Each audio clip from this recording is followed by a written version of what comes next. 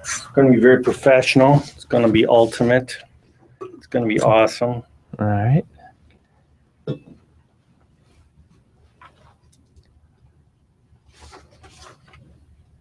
to be on time. 6:30, so we're ready when. Okay, Ready let when me you get are. the recording started. Tom's mic's on.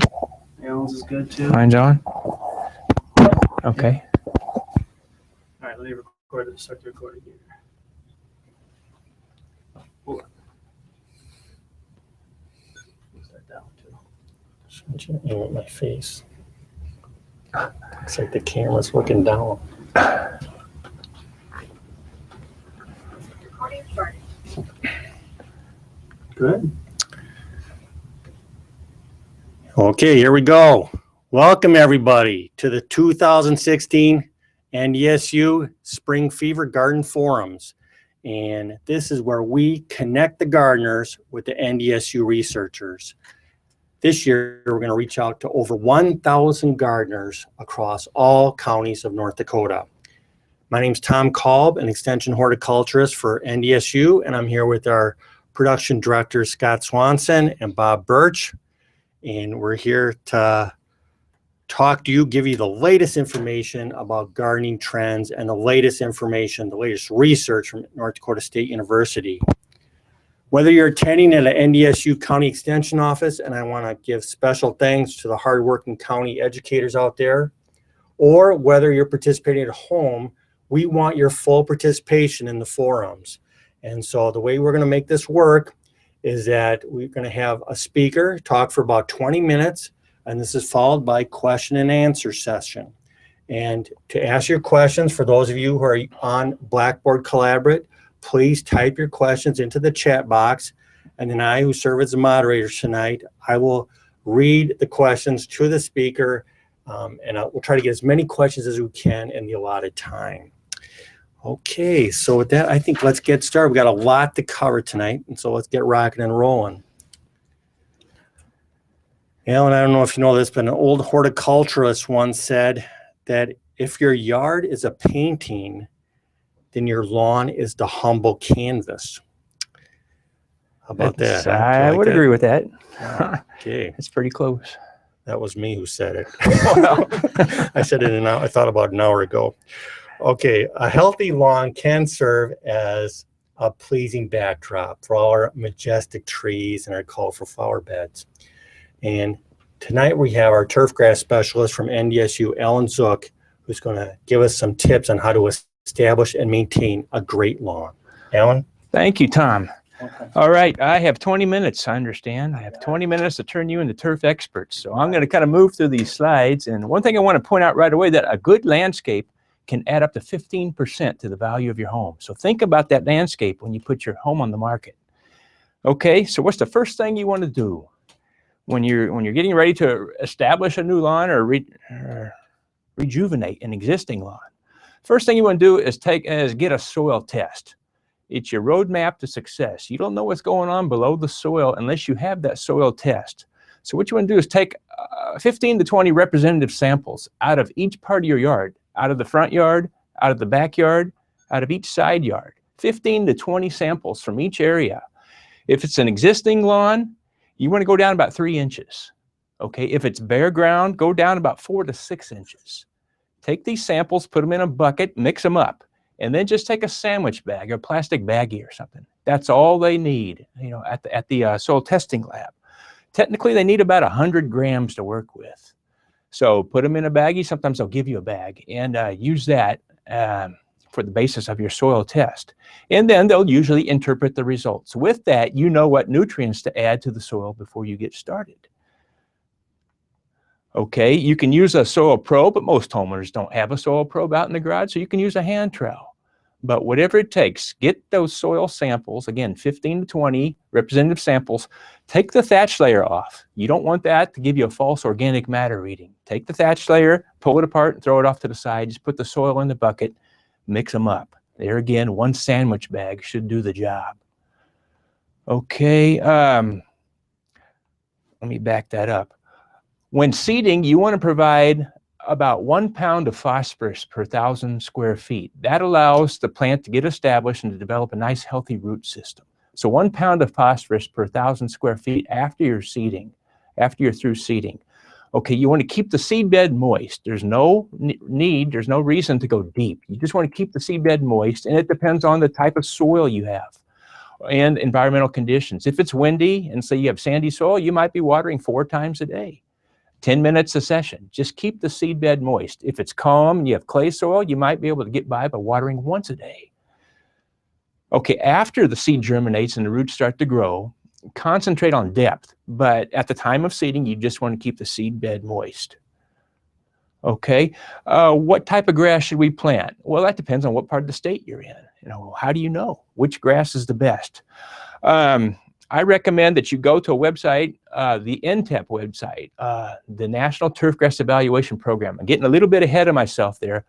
ntep.org, O-R-G. It's not C-O-M, but it's O-R-G. And it will tell you what turf grass does best in your part of the state, no matter where you're at. What ryegrass does best in northern Connecticut? What Bermuda grass does best in central Oklahoma?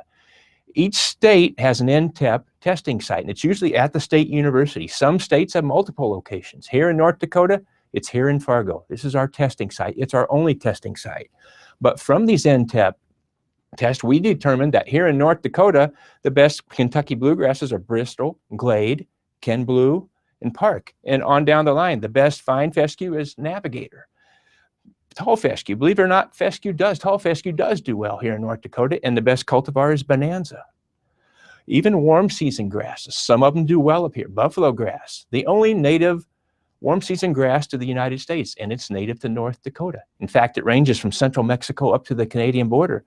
But there are a few that do really well. Legacy, a female cultivar without those shabby male flowers.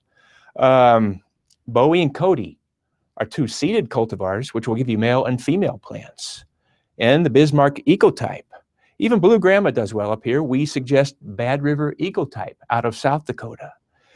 Sometimes you'll hear about zoysia grass being advertised in North Dakota, but don't fall for it. It doesn't grow up here, so don't fall for that one. That's a warm season grass that will not make it this far north. This is the website, ntep.org. Visit that website. You'll be amazed at the information that's out there, or that's available to the public. When it comes to seeding, we have prescribed seeding rates that you should adhere to strictly. Okay, Kentucky bluegrass, 1 to 2 pounds per 1,000. But look at tall fescue, 7 to 9 pounds per 1,000. Why the big difference? Well, Kentucky bluegrass is such a small seed, whereas fescue is such a large seed. And what we're shooting for is about 15 to 25 seeds per square inch. So by following these rates, you're going to get that application rate. Okay, what you want to do before seeding is to prepare a nice seed bed. You want to provide seed to soil contact. Otherwise, we're not going to get a good establishment rate. If you broadcast seed onto unprepared ground, of course, it's going to germinate. That radical is going to come out, but then it's not going to adhere to the soil, and it's going to die shortly after that. Let me back up. I think I lost a slide here. But the advantages to exceeding these prescribed rates, the only advantage is you're going to get a quick green up. That's it. The disadvantages, you're going to have competition for water and nutrients below ground. You're going to have competition for sunlight above ground. You're going to have a canopy that's so thick it's going to impede air movement through the canopy, which will allow diseases to get established, especially at nighttime. The main problem is that the turf seedling will never reach maturity. This is a problem if you seed in the fall time. You send that turf seedling in the winter in an immature state, it's not going to make it through. Okay, and research has shown that if you exceed these rates, you're in the same place you would have been a year later if you follow the prescribed rates. So basically, you're wasting money for a quick green up. So follow up the prescribed rates. Okay, how can you establish seed to soil contact? Let's say you have an existing turf. You don't want to start over. You just want to renovate what you have, or rejuvenate, I'm sorry, what you have. This is called a verticutter. You can rent this at any one of these rental outfits, you know, in any major city or any medium-sized city. What this device will do, this verticutter will cut grooves in the soil, okay, allowing the seed to fall. It will allow the seed to fall in the grooves. When you water, the grooves close up. The seed is allowed to grow and establish. It has good seed to soil contact. When you pick up one of these machines at the rental outfit, make sure they're giving you a verticutter, not a power rake. Okay, what you want to do is tilt it back and look to see if it has stationary knives in place. That's a verticutter. Okay, and what you want to do is put it down flat, drop it to the lowest setting. Make sure the knives touch the concrete on the sidewalk. That way you know they're not too dull. If they are dull, they won't even reach the soil surface, and it's going to be, you're going to have to wind up taking it back, losing time, and get a better machine. Make sure the knives are sharp and long enough to do the job. And this is what the finished product's going to look like. You want to verticut in 4 directions, north to south, east to west, and 2 diagonals. That's going to allow you enough grooves. Again, it's going to produce or provide good seed to soil contact for the seed to fall into the groove. Once you water, the groove closes up, bearing the seed, and then providing for good establishment. Again, another finished product right here. Probably it looks like a football field after it's been verticut. The grass will grow in. You'll see those rows. You'll see the seedlings in rows, but as they mature, the rows disappear. Don't worry about those rows staying with you for the lifetime of your lawn. They will close up and they will become unnoticeable. Another option to provide seed to soil contact is to get an aerator. Pick up an aerator at, again, any rental outfit. It's gonna, and this is what I'm showing you here, is a deep tine aerator. You don't need to get a deep tine aerator. Just the tines will be about 4 or 5 inches long. They'll pull about a 2.5 to 3 inch core, as you can see here. Believe it or not, this provides excellent seed to soil contact. The seed will fall in the hole. As you water, the hole fills with dirt, pulling the seed up or allowing the seed to raise up. And sometimes it'll adhere to the side of the cut mark, the side of the wall. It's nice and humid down there. Again, providing nice seed to soil contact. In an ideal situation, you'll core aerate and then you'll verticut. Again, providing good seed to soil contact, allowing that seed everything it needs, or giving it every chance to get established. Okay, and here you can see how the turf roots take advantage of those aeration holes. Okay, weed suppression. What are your herbicide options at the time of seeding? Well, there is a pre-emergent, or what a pre-emergent is, it kills weed seeds as they germinate. As that first radical comes out, it touches the treated soil and dies. Unfortunately, you can't apply a pre-emergent herbicide at the time of seeding because it doesn't know the difference between a weed seed and a grass seed. It's going to kill the grass seed as it germinates. However, there is one product called Suppression. The active ingredient is called Siduron. It's weak enough in its formulation that it will not harm grass seed, okay? But it will kill some weed seeds. I've tried this product before. It's a 6-week product. You have to reapply every 6 weeks. And I'll tell you what, in my opinion, too many weeds get through. I'd rather not work with this product, even though it's labeled as a pre-emergent that can be used at the time of seeding. I've never had really good luck with it. So there's really not a good pre-emergent that you can use at the time of seeding. You'll just have to make a choice. Do I want to seed this year, or do I want to control crabgrass, barnyard grass, goosegrass, whatever that usually occurs once the soil warms up to 55 degrees? There's a post-emergent herbicide that does really well, even on small grass seeds. This is called Drive. The active ingredient is quinclorac. You can apply this when the grass is about 1/8 of an inch tall. It does really well, eliminating weeds, grassy and broadleaf weeds, after they germinate without harming the young seedlings. There again, you can apply this when, again, the new seedlings are 1/8 of an inch tall. It's called Drive. Okay, how do you apply the seed properly? Okay, we talked about the right seeding rates. Well, you have a couple options: a drop spreader, broadcast spreader, seed mats. Seed mats actually work well for small areas. I wouldn't invest a lot of money in a large area, certainly nothing bigger than the size of this room, but seed mats work fine for small areas. Okay, here's a picture of a drop seeder. It would be on my left, I think it's on your left too, and a broadcast spreader on your right. What you want to keep in mind though, with a drop spreader on your left, when you're applying seed, you want to go hopper to hopper on your return passes. Don't go wheel track to wheel track, because that wheel is probably spaced 3 to 4 inches away from the hopper. It's going to leave a gap, and that gap will not fill in if you're working with a bunch grass like ryegrass or fescue. So remember, on your return pass, go hopper to hopper. The broadcast spreader, they vary, but they can throw out 12 to 14 feet or 6 to 7 feet on each side. Okay, timing. As far as seeding cool season grasses, spring and fall are our best options. But here in North Dakota, it's cool enough that you can actually seed throughout the growing season. But spring and fall are your two best options, with fall being the best option. There's just weed competition in the fall time. And when you disturb your soil in the springtime, you're also preparing a nice seed bed for the weed seeds like crabgrass, goosegrass, barnyard grass, foxtail, whatever. So fall time is your best option. For warm season grasses, late June, early July. I mentioned buffalo grass will make it up here, and so will blue grama. If you want to seed a warm season grass, late June, early July. You want to get them cut 2 or 3 times. Well, with cool season grass, you want to mow them 2 or 3 times before winter sets in. Warm season grass is the same thing. You want to mow them 2 or 3 times before they go into winter. Okay, so get them out late June, early July. There's also what we call dormant seeding. You can put the seed out in the fall, okay, before or after soil temperatures drop below 55. And you can also overseed in early spring if the snow melts off. And there again, time's available. You can seed right now. The grass seed is going to sit there until the soil temperature reaches about 55, and then it'll take off. That's called dormant overseeding. I mentioned the prescribed rates. If you dormant overseed in the fall, this is the only time we recommend that you go over the prescribed rates. You should add 20% to compensate for the seed that's lost to runoff, birds picking it up, wind scatter, and so on.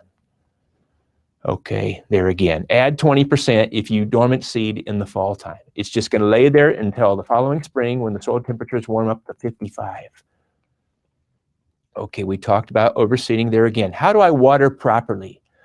Well, you want to water deep and infrequent, okay? And hopefully you can get your watering done in one session for the whole week. You want to apply 3/4 of an inch to 1 inch each week if your soil will absorb it without noticing any runoff. If that's the case, try to get it done in one session. By applying 3/4 of an inch to 1 inch, it should infiltrate down about 6 to 8 inches, which will encourage deep root growth, and that's what we're after. Okay, how do you know when it's time to water? You'll notice wilting first, and the grass blade will wilt by twisting, kind of like a newspaper, twisting, okay? And then a little bit of a purplish tinge. By allowing your turf to go under water stress just a little bit, you're encouraging deeper root growth. You don't want to push it too far to where you hear it crunch underfoot. But again, just slight wilting, the twisting of the blade tells you that it needs to be watered. And ideally, you want to water once a week. Again, 3/4 of an inch to 1 inch. Okay, how do you know? Well, most homeowners don't have graduated cylinders, but you can put equal size cans out, coffee cans or something. Run the system or run your hose with the hose end sprinkler for about a half hour or an hour, and then go by and measure what's in the can. That'll tell you how much water you're applying per half hour or hour. Okay, this illustration here shows you on your left the effects of shallow, frequent watering. Let's say you like to mow your turf, your lawn after you get home from work, right before supper time, bleed off a little stress. You go out there and water for about 20 minutes. That's it. You're just hydrating the top surface. That's it. This does not encourage deep root growth. Okay, as a result, your lawn gets weak. It gets weak. The weed seeds are allowed to compete after they germinate, or the weed seedlings are allowed to compete after they germinate. On your right, look at the effects of deep, infrequent watering. You go down 6 to 8 inches, okay, encouraging deep root growth. Let's say you go out of town for a week or two and you don't water your lawn. That's okay. It dries out on the surface, but it's still wet 6 to 8 inches down. Your turf is still in good shape. Okay, this illustration here shows you on the left the effects of, again, shallow, frequent watering. The only thing happy here in this situation are those weed seeds. You see them right there, those little brown dots? They're always hydrated. You're allowing them to germinate, to get established. And again, remember, your turf canopy is weakened at this point. Those weed seeds will eventually take over your lawn as a result of frequent, shallow watering. With deep and frequent watering, again, you water deep. It doesn't matter if the soil surface dries out. The bottom depth of those roots, or the deepest roots, are still hydrated. Your canopy is still in good shape. Those weed seeds have no chance to get established. If they do germinate, they're crowded out. They're shaded out by that thick canopy. So a thick canopy, a nice vigorous lawn, is your best line of defense against weeds. Okay, shade out those weeds as they germinate. Choke them out. Okay, outcompete them with a nice, healthy, vigorous lawn. And I think that's okay. A few words about fertilization. There again, rely on your soil test. Okay, incorporate nutrients before you plant if you have that option. Okay, as far as fertilizing goes, we have 3 numbers on the package. In this case, 2733. That stands for nitrogen, phosphorus, and potassium. Those numbers indicate the percent bag weight of each element that I just mentioned. So in this case, let's say that's a 50-pound bag. The phosphorus, we would have 1.5 pounds of phosphorus in that bag. Try to key off those numbers when you apply nitrogen or phosphorus or potassium for that matter. How much fertilization do our turf grasses require here in North Dakota? Well, let me spin through these fly-ins right here. High quality Kentucky bluegrass, about 4 to 5 pounds per 1,000 square feet, providing no more than 1 to 1.5 pounds per application. Medium quality bluegrass lawn, 2 to 3 pounds per 1,000. A low quality lawn, about 1 pound per 1,000. Let me spin through this again. If you do not collect your clippings, that accounts for 1 pound of nitrogen per 1,000 square feet per year. So if you don't collect your clippings, you're adding 1 pound of nitrogen to your turf. What are the target dates? Memorial Day, 4th of July, and Labor Day, with Labor Day being the most important. At that point, late fall, you want to get that application down to develop a nice healthy root system to allow the turf to get through the winter months and have enough stored energy to green back up in the springtime. So if you only fertilize once a year, key off of that late summer application day, early September, Labor Day application. Again, apply 1 to 1.5 pounds per 1,000 square feet at that time. Okay, there again, I just mentioned fall time is the most important. So if you fertilize once a year, key off of that fall date. Again, once a year, early September, twice a year, do it in July and September, 3 times a year, late May, 4th of July, and then early September around Labor Day. And that's my presentation. We'll take a few questions. We have about 10 minutes for questions. Chat right now, Tom, that I see. So if you want, you can go ahead and jump some down for yourself. Okay, we're looking for questions. Just anybody can type them in the chat box.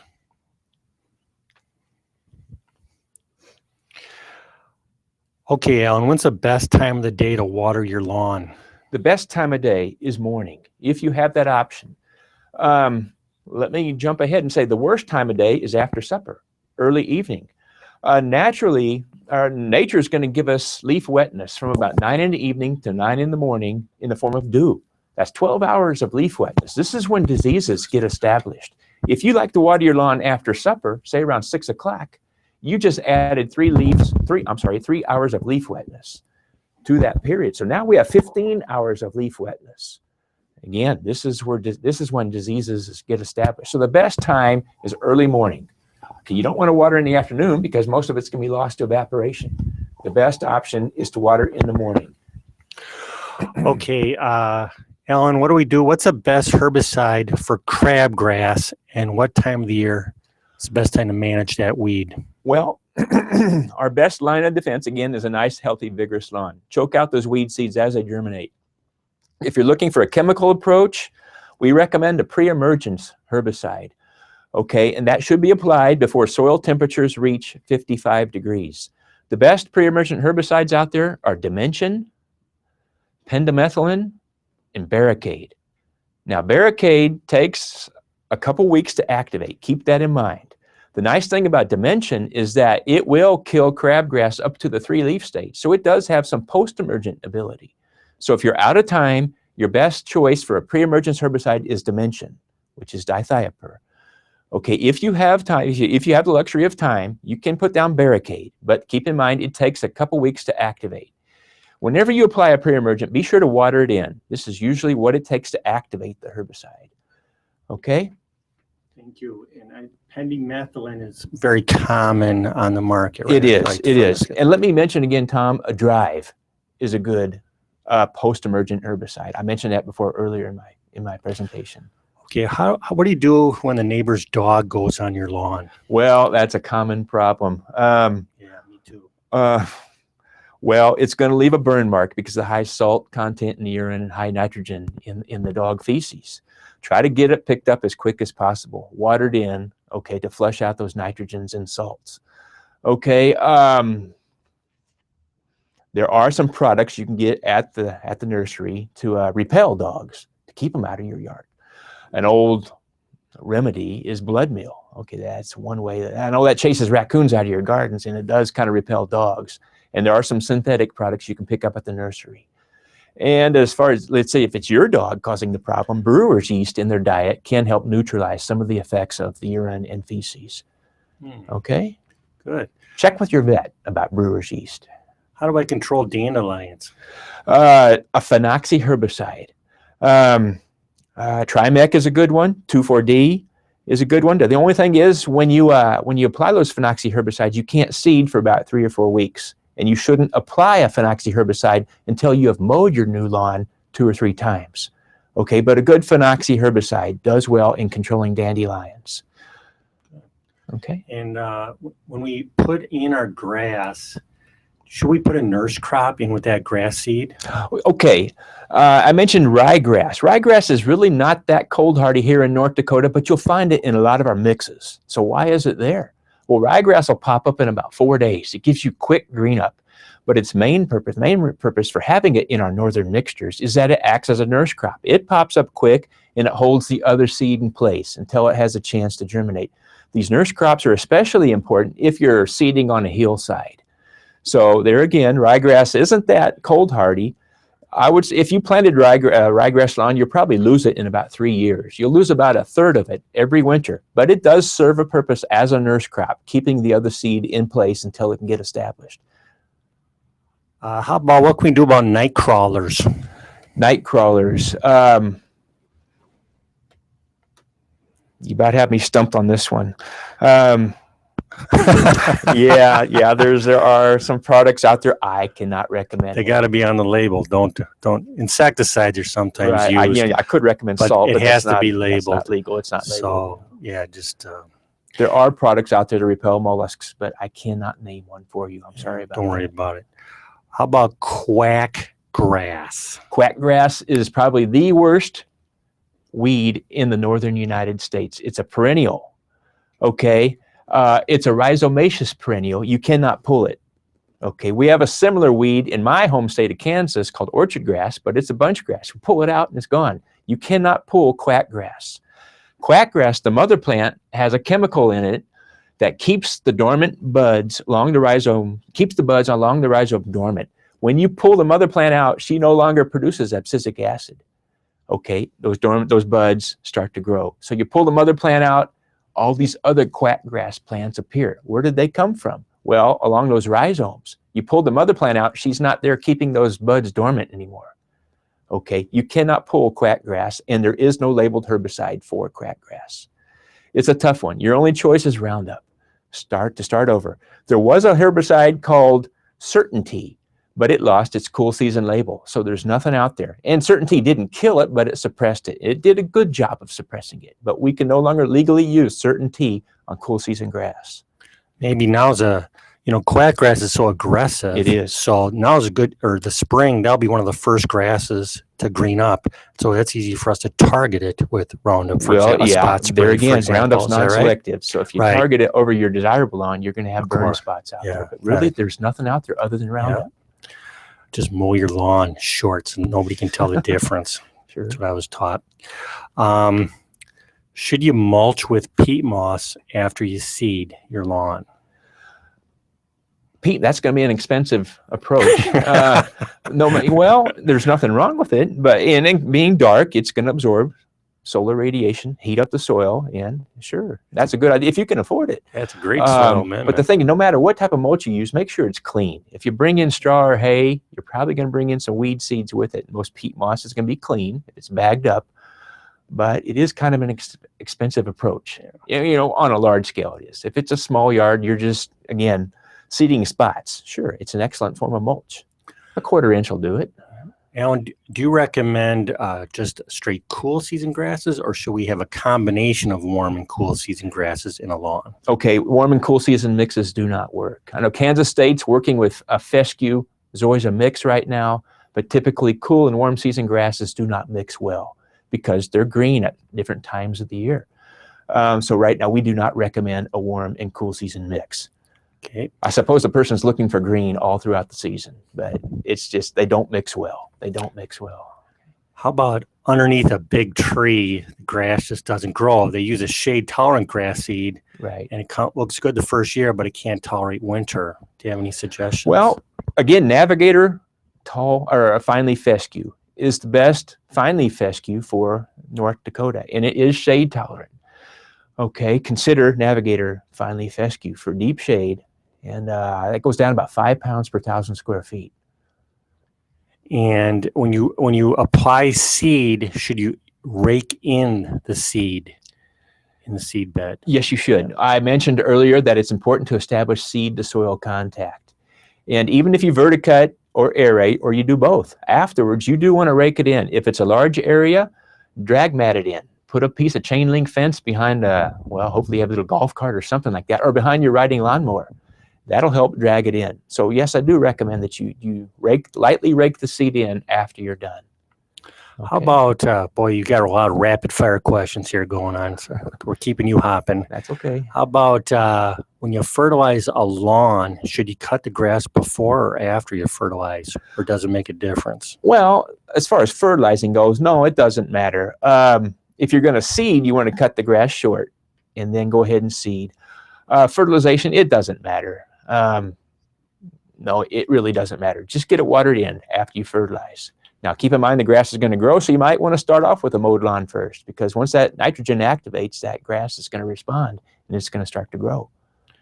What was that raccoon remedy again you had there? Blood meal. Blood meal? Remember, it does smell, so most animals are attracted to that smell, but it will repel raccoons out of your garden if they're out there eating your tomatoes. Consider, again, that's an old home remedy. Blood meal under each plant. But just keep in mind, it does produce a foul odor. Yeah, raccoons aren't a major pest on lawns, though. How about, if someone's got an answer about night crawlers, they can type in that answer. We're all a group here sharing our knowledge together. How about, we got a question from West Fargo. The soil is very high in salinity. What do you recommend for fertilizer in a saline soil? Oh gosh. First of all, I would recommend that you try to get rid of your salinity issue, which is very hard. We have a very high water table here in North Dakota. On campus, we can dig down 3 feet and hit water. Okay, the problem with that is that when it rains, the water table raises. Okay, and as it raises up, it pushes salts up to the surface. When things dry out, it recedes, but it leaves the salts behind. Okay, what you want to do is get rid of the salt, and the only way you can is to flush it out. But then again, we get a good rain, it's going to bring the salts right back up to the surface. I can't recommend a fertilizer that does well in saline conditions. I still, if your turf demands, nitrogen application, again, nitrogen, 1 pound per 1,000 on, again, Memorial Day, 4th of July, and again, on Labor Day. But there's just not a specific fertilizer out there that's recommended for saline conditions. Right, that's such a hard question across the whole state, and it is. You have to put some drain tile underneath your lawn. And when it comes to flushing the salt out, it takes a lot of water. Maybe we can have Dave Franzen, our soil scientist. Maybe he has some wisdom on that in a session later on this month. We'll try to remember that question. How about a grass that stays short so you don't have to mow it very often? Well, now that's where I'd recommend the warm season mix. 50% buffalo, 50% blue grama. Okay, it's considered a low maintenance lawn. Both those grasses grow slow, okay, and they will tolerate a low mowing height. There is no cool season grass that's going to stay low. We have dwarf fescues, okay, but they are susceptible to brown patch. But as far as a slow-growing grass, I would recommend, again, 50% buffalo, 50% blue grama, but keep in mind it requires full sun, okay? Yeah. Also, warm season grasses, you'll have the best lawn in the neighborhood for summer, Right. but your lawn will be a disaster the other 3 It's seasons. going to be brown in the It's gonna be springtime, brown in the fall. spring, brown in fall, Right. brown in winter, which is 6 months winter alone. So But be careful about those warm season grasses, right? In North consider, Dakota. yeah, but consider a dwarf fescue. It's cool season grass, but keep in mind they are susceptible to brown patch. Maybe just go easy on the just don't worry so much about fertilizing so much. Don't promote growth. Sure. Okay, I got a comment that aeration might help to deal with night crawlers. What's the best drought tolerant grass, Alan? Fescue. Fescue, hands down, is the most drought tolerant cool season grass. However, if you let fescue go dormant because of summer heat, lack of moisture, it has the poorest recuperative ability. It is the most drought hardy of the cool season grasses, but the poorest recuperative ability. Keep that in mind. So there again, don't push it too far. What's your feeling about crested wheatgrass? Low maintenance grass. It's not going to give you a how should I say this, a quality lawn, but it does well in low maintenance conditions, I should say. But there again, don't expect a high quality lawn out of crested wheatgrass. How about for lawn fill? Can we use bagged topsoil? Lawn fill, meaning maybe just top dressing. Top dressing, sure, as long as the soil you're bringing in is free of weed seed. Okay, that's It's just from a bag, like you buy it. Oh, I see what your bag soil, say from one of the big box stores. Sure, sure. How much topsoil should you have over a clay base? How much topsoil do you need for a new lawn? Topsoil, you can grow a decent lawn with 3 inches of topsoil. There again, proper watering, proper fertilization, proper cultural methods. Really 2 to 3 inches of topsoil is all it takes. You'd like more, but again, you can get it done with again 2 to 3 inches of good topsoil. Okay, winding down here. Do you have any wisdom on keeping red thread out of your turf? Well, golly, that's such a it's not that common. Red, yeah, that's a broad range. You here tonight? Okay, well, red thread will cause small dead patches throughout, but it's not all that common. Just be vigilant, okay? And it looks just like a piece of red thread growing from the tip of one grass to the other. Okay, once spotted, apply a fungicide. But the thing is, most fungicides are not marketed for homeowners. So you'll probably have to call in a professional. A lot of our fungicides contain antibiotics, which make them dangerous to the applicator, to your family members, and so on. So fungicides usually aren't marketed to homeowners. So keep that in mind. If you spot red thread and it's a problem, I would call in a professional. Okay. Maybe now's a good time to promote Alan's award-winning publication about, hey, okay. man, I don't know, maybe you were the only applicant for the award, but it won the award. I'm just kidding. But Lawn Solutions, right? Sure. That's the name of it. And it's out there. That's available from your local county extension office. I think it's available online too. It's available online too. And it's the most comprehensive source of information on lawn care in North Dakota. I got to say, it's got to be like 40 pages of color, and it covers everything, including red thread and all kinds of insect problems. Doesn't cover raccoons, but covers all the basics as far as how to have a good lawn. It's a very impressive publication, and one of the finest of NDSU extension. And if anybody has a question about lawn care, I would go to that myself. Lawn Solutions, right. And it's dedicated to homeowners. Okay, one last comment. This person used a grub control pesticide to get rid of night crawlers. Just have to give you a little caution on that, because you have to use the pesticide for the appropriate pest. Right. Okay, so you have to be targeting grubs. Yeah. Otherwise, the insecticide police will come and get you. Any last question before we stop talking turf? Okay.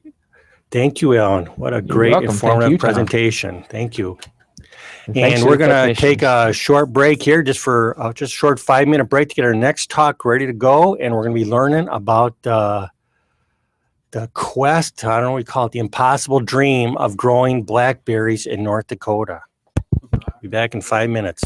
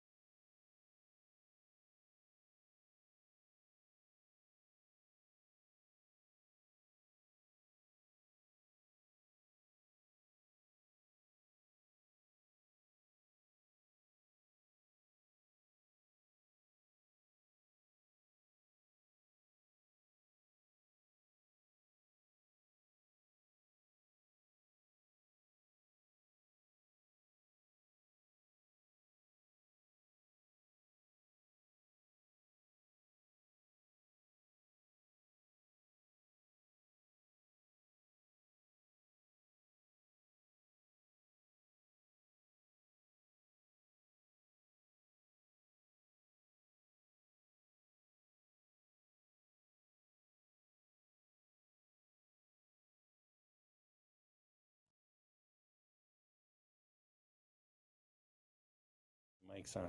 Go ahead, give it a 30-second. Okay, everybody, we're going to get started in 30 seconds. Actually, maybe make it 3 minutes and 30 seconds. 3 minutes and 30 seconds. Yeah, I just realized. Sorry, we're having technical difficulties. Tom, tell us. Tell a story. I don't have a 3-minute story. Okay, I was just telling David, or talk about blackberries, about why do these university people try to challenge Mother Nature all the time? And why don't we just, she's very powerful in North Dakota. And my feeling is you should just hold her hand and walk with her, not try to push against her, because she always wins the battle. So that's why I'm a raspberry guy myself. What do you think about that, David? Is David on to rebut it? Yeah, so I think that Mother Nature is actually working with us. We have Beautiful. wild blackberries back in my hometown of Minnesota, and I think with these cultivars, maybe a superior selection as well along the line, we could work hand in hand with Mother Nature and enjoy our blackberries as well. Okay, man. I still think you're challenging her. A little bit. And she always gets the last laugh. Okay, we ready to go? Go ahead. Okay. I'm asked sometimes, can a blackberry bush grow in North Dakota? My answer, definitely yes, until the first winter comes and then it dies. But there is hope, we hear from NDSU. David Mettler, a graduate student from the Department of Plant Sciences, is going to share with us the new strategies that are being developed that are going to give all of us blackberry lovers hope. So, David, welcome to our forum. Thank you, Tom.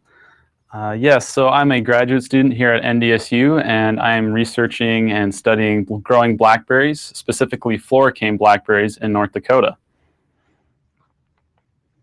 So why even grow blackberries? We'll be covering a little bit about that, as well as some plant physiology for those of you who are not familiar with blackberries. I'll be talking about the Primocane research that has been going on, as well as the Floricane research, and then some recommendations for you homeowners out there, as well as some conclusions that we can make with further research needing to be done. And yes, I did actually grow those blackberries in that picture. They're very nice, very tasty. So why grow blackberries? Well, for one thing, they're very healthy. They have a high level of vitamins and antioxidants. They also are very flavorful, depending on the cultivar, but they're good eaten fresh or as a jelly or a jam or even in pies.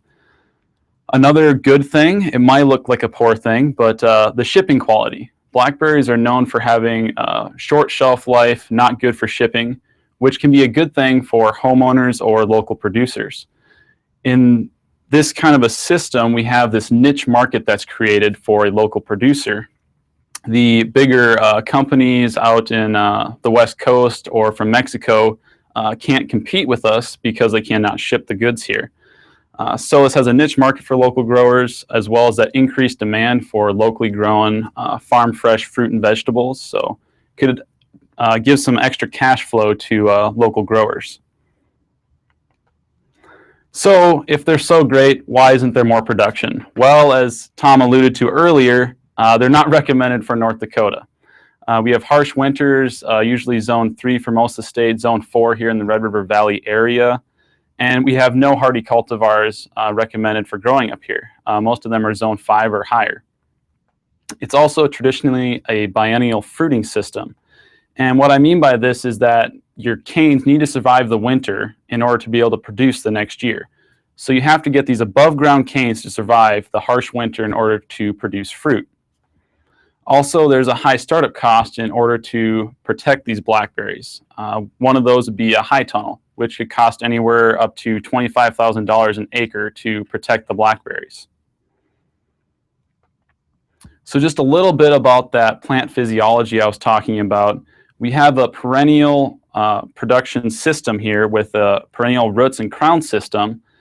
And in the first year of growth, there'll just be a vegetative cane known as the primocane that will grow up from the crown. This primocane will not flower or fruit but it'll just be vegetative throughout that first growing season.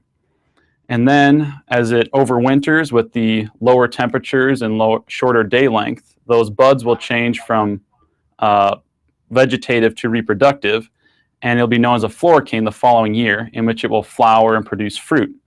The floricane will then die. This is why I call it a biennial fruiting system. The canes only live for 2 years. Now, until recently, this is the only way that blackberries were able to produce. However, there was a recent release called a Primocane fruiting blackberry. And in this type of a system, the Primocane will actually vegetatively grow throughout most of the summer, and it will flower in the late summer and produce in the fall. And what will happen is it'll produce in the very tips of the canes, it will overwinter and then produce on the rest of the cane the following year. So you have a potential for 2 harvests, one late in the summer or the early fall, and then one earlier in the summer the next year. This is just an example of some of that physiology I was talking about. You have the Floricane, the woodier looking canes in the background, and you have the new Primocanes coming up right in that crown area. Another thing to keep in mind is the growth habit of blackberries. When you're looking at what type of system you would want to use to grow them, you have to remember what type of growth habit it has. So we have an erect type of blackberry, semi-erect and trailing. And this just dictates the type of growth habit that they have with the canes, if they're going to stand upright or if they're going to trail along the ground. Another thing to keep in mind is that most blackberries are thorny, which has dissuaded many people from growing them. However, we do have many new releases of thornless blackberries that homeowners can try as well. So jumping into some of the research studies that have been going on here at NDSU, I will first talk about the Primocane blackberries. Pictured here is one of my colleagues, Abby Debner. She has been the one leading the research in Primocane blackberries. And this is actually a picture of her in her high tunnel. You can see the plants are growing very vigorously and look very healthy. And she did have a measure of success. As you can see in her picture there, she has some nice ripe fruit in her hand in the picture on the bottom right, as well as some others in the picture in the background.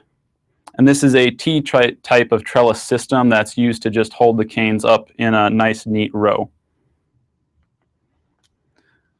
For overwintering purposes in her study, she cut the Primocanes back to the ground after she harvested them in the late summer and early fall. And this is just to overwinter the Primocanes, as they are even less hardy than the Floricanes typically. So in her study, she had a high tunnel versus a bare soil control outside of the high tunnel and a silver reflective mulch. So she had 3 different environments that she was testing for this study. And what she found was that the high tunnel had an earlier fruit set, a higher yield, and improved growth compared to the other 2 environments. However, even with this high tunnel improving the growth of the Primocanes compared to the other 2 environments, they still do not compare to Floricane production.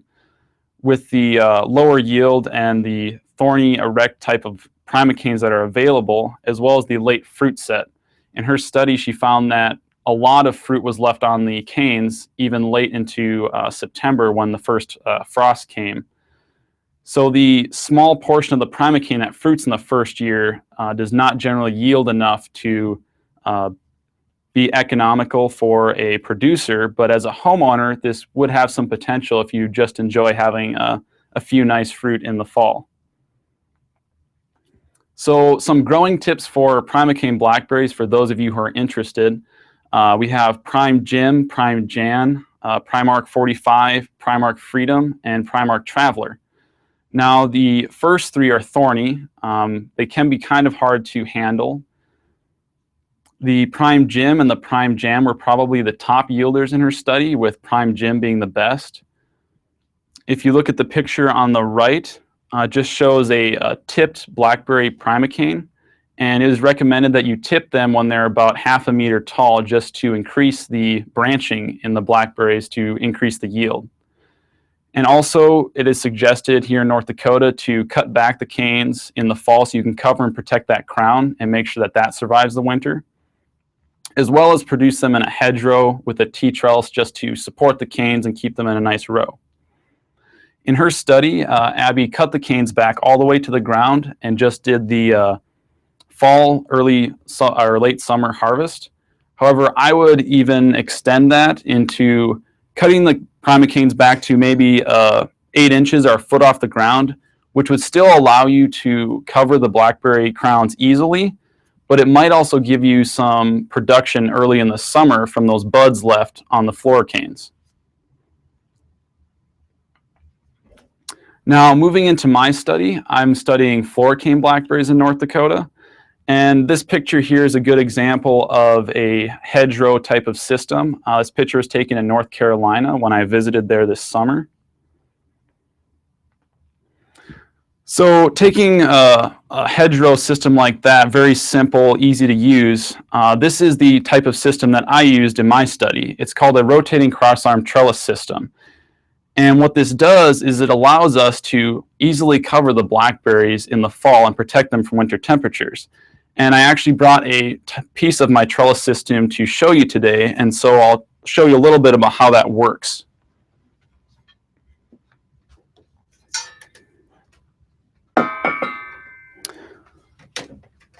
So if you look at this piece of my trellis system, you can see that it has 2 rotatable arms. And we also have, if you look at the pictures, the wires that will be running through these holes in the arms, as well as wires that run through the bottom piece here horizontally along the ground next to the blackberries. The primocanes are trained, probably 3 or 4 per plant, along these bottom wires. And once they reach the next plant, the tips of the primocanes are pinched off and the laterals will shoot and are trained along the wires that run up this arm here. Now what this allows us to do is to rotate the arm and the blackberry canes to the ground and easily being able to cover them. And what this does is the primocanes that are trained along that wire will simply twist instead of bending the entire cane, which requires a lot less force, and you are a lot less likely to break those canes as a result. Another thing that we're able to do with this system is we're able to, after we uncover the primocanes, after we uncover the blackberries in the spring, we leave that arm close to the ground and allow it to flower.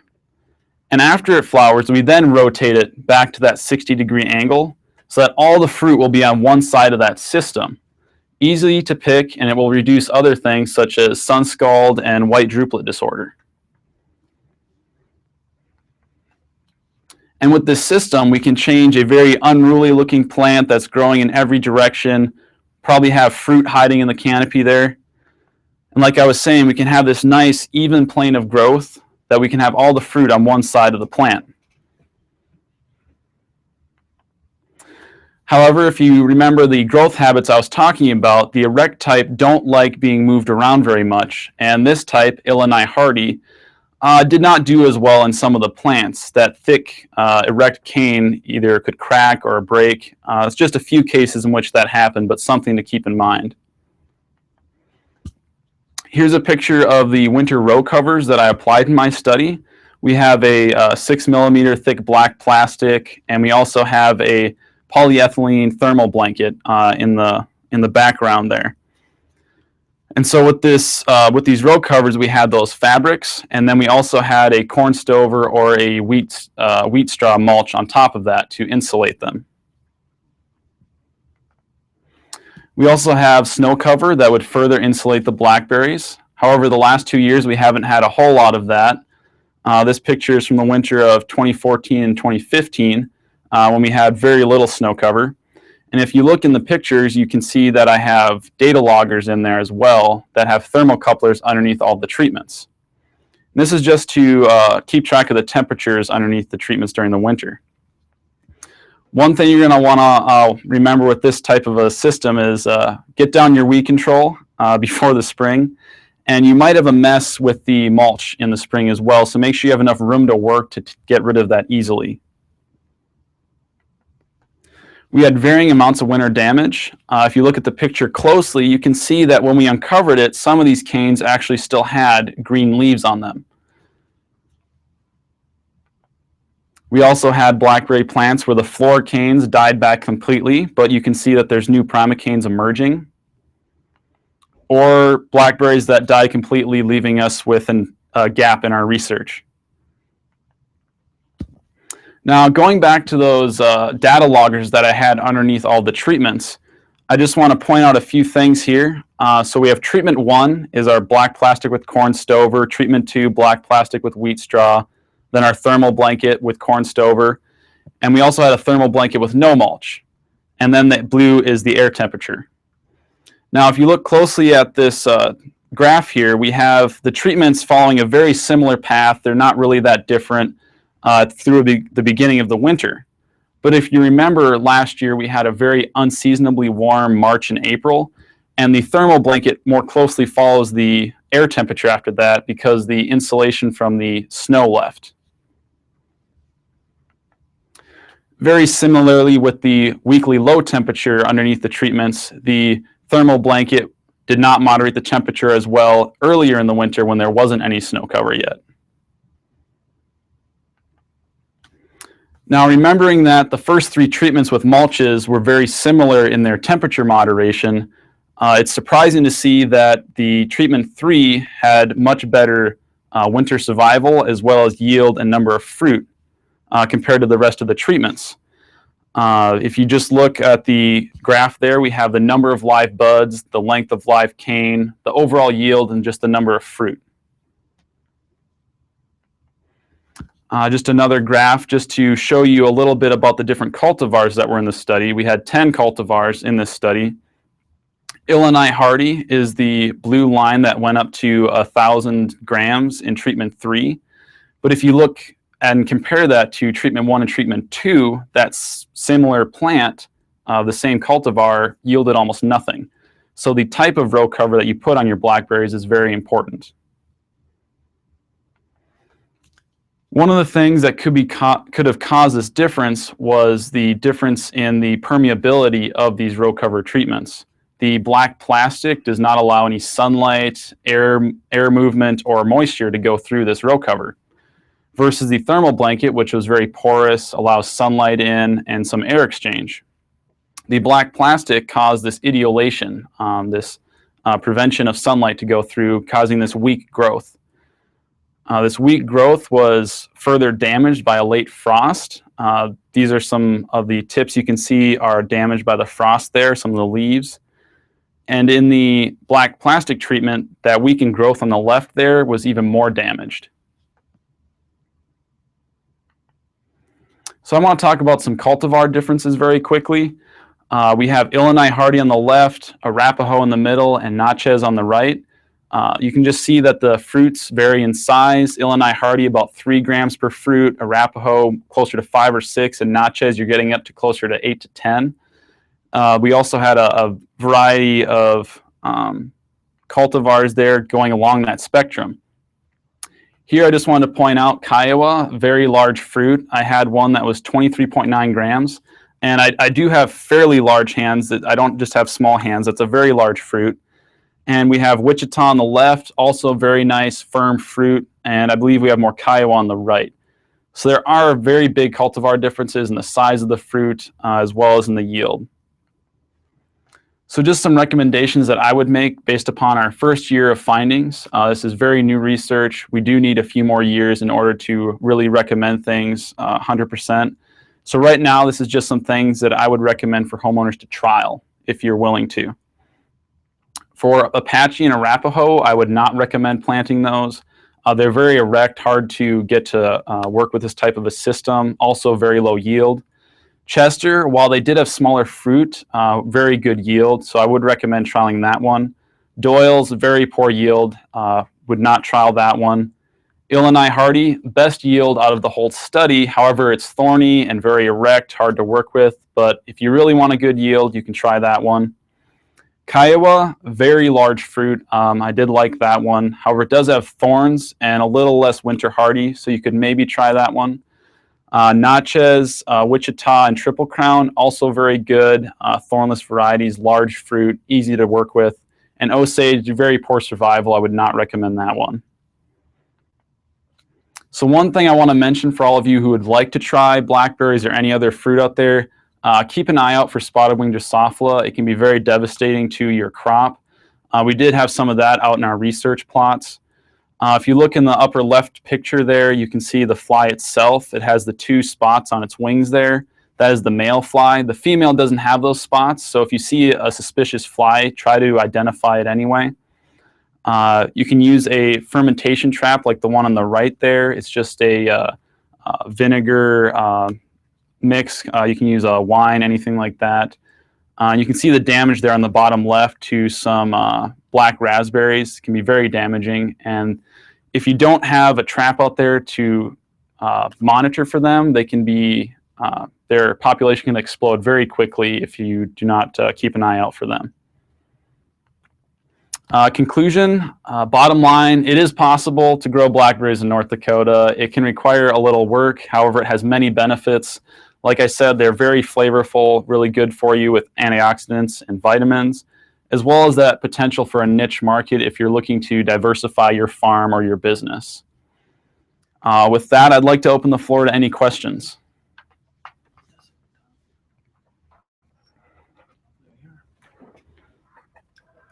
Okay, thank you, David. All right, let's see here. How about David? Can you have potted blackberries and overwinter them in a garage or shed? Yes, I would say that's possible. You would need a fairly large pot. You also have to be careful with your garage being too warm or having too much light coming through in the windows. That can cause premature growth in the spring, as well as your plants could dry out. Even though they're not active, the roots can still desiccate in a controlled area like that. It's possible. I wouldn't necessarily recommend it, but I think you could try it. People love their blackberries, evidently, here I tell you. Where's a good place to get plants? So a lot of these are pretty new cultivars. I actually received a catalog the other day from Gurney's. They had several of the cultivars in there. I believe they had Wichita, Triple Crown, Apache, Arapaho, and they also had Primark Freedom. So they're becoming more available, but I don't know of any local nurseries that would carry them because they are all labeled for zone 5 or higher, so you're not going to find them locally. That's a good comment. And also have to put our disclaimer here that we're not here to endorse any one company over the other, nor do we mean to purposely not say any companies. Is there a good spray for the Drosophila fruit fly, the spotted wing Drosophila? There are some effective ones out there. However, they do have a quick generation time, so they could develop resistance very quickly. I do have a few notes on that. So you could use a Sana or Malathion or Mustang Max. Those would work. You have to make sure you rotate them so they don't develop that resistance, however. Yeah, we've got a really nice publication from NDSU Extension led by Esther McGinnis. She wrote and Jan Canolo. She did a nice publication about spotted wing Drosophila, and on especially raspberries are a big concern.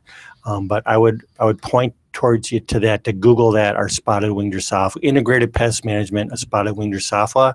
They've got good recommendations of the products that you mentioned and even some more.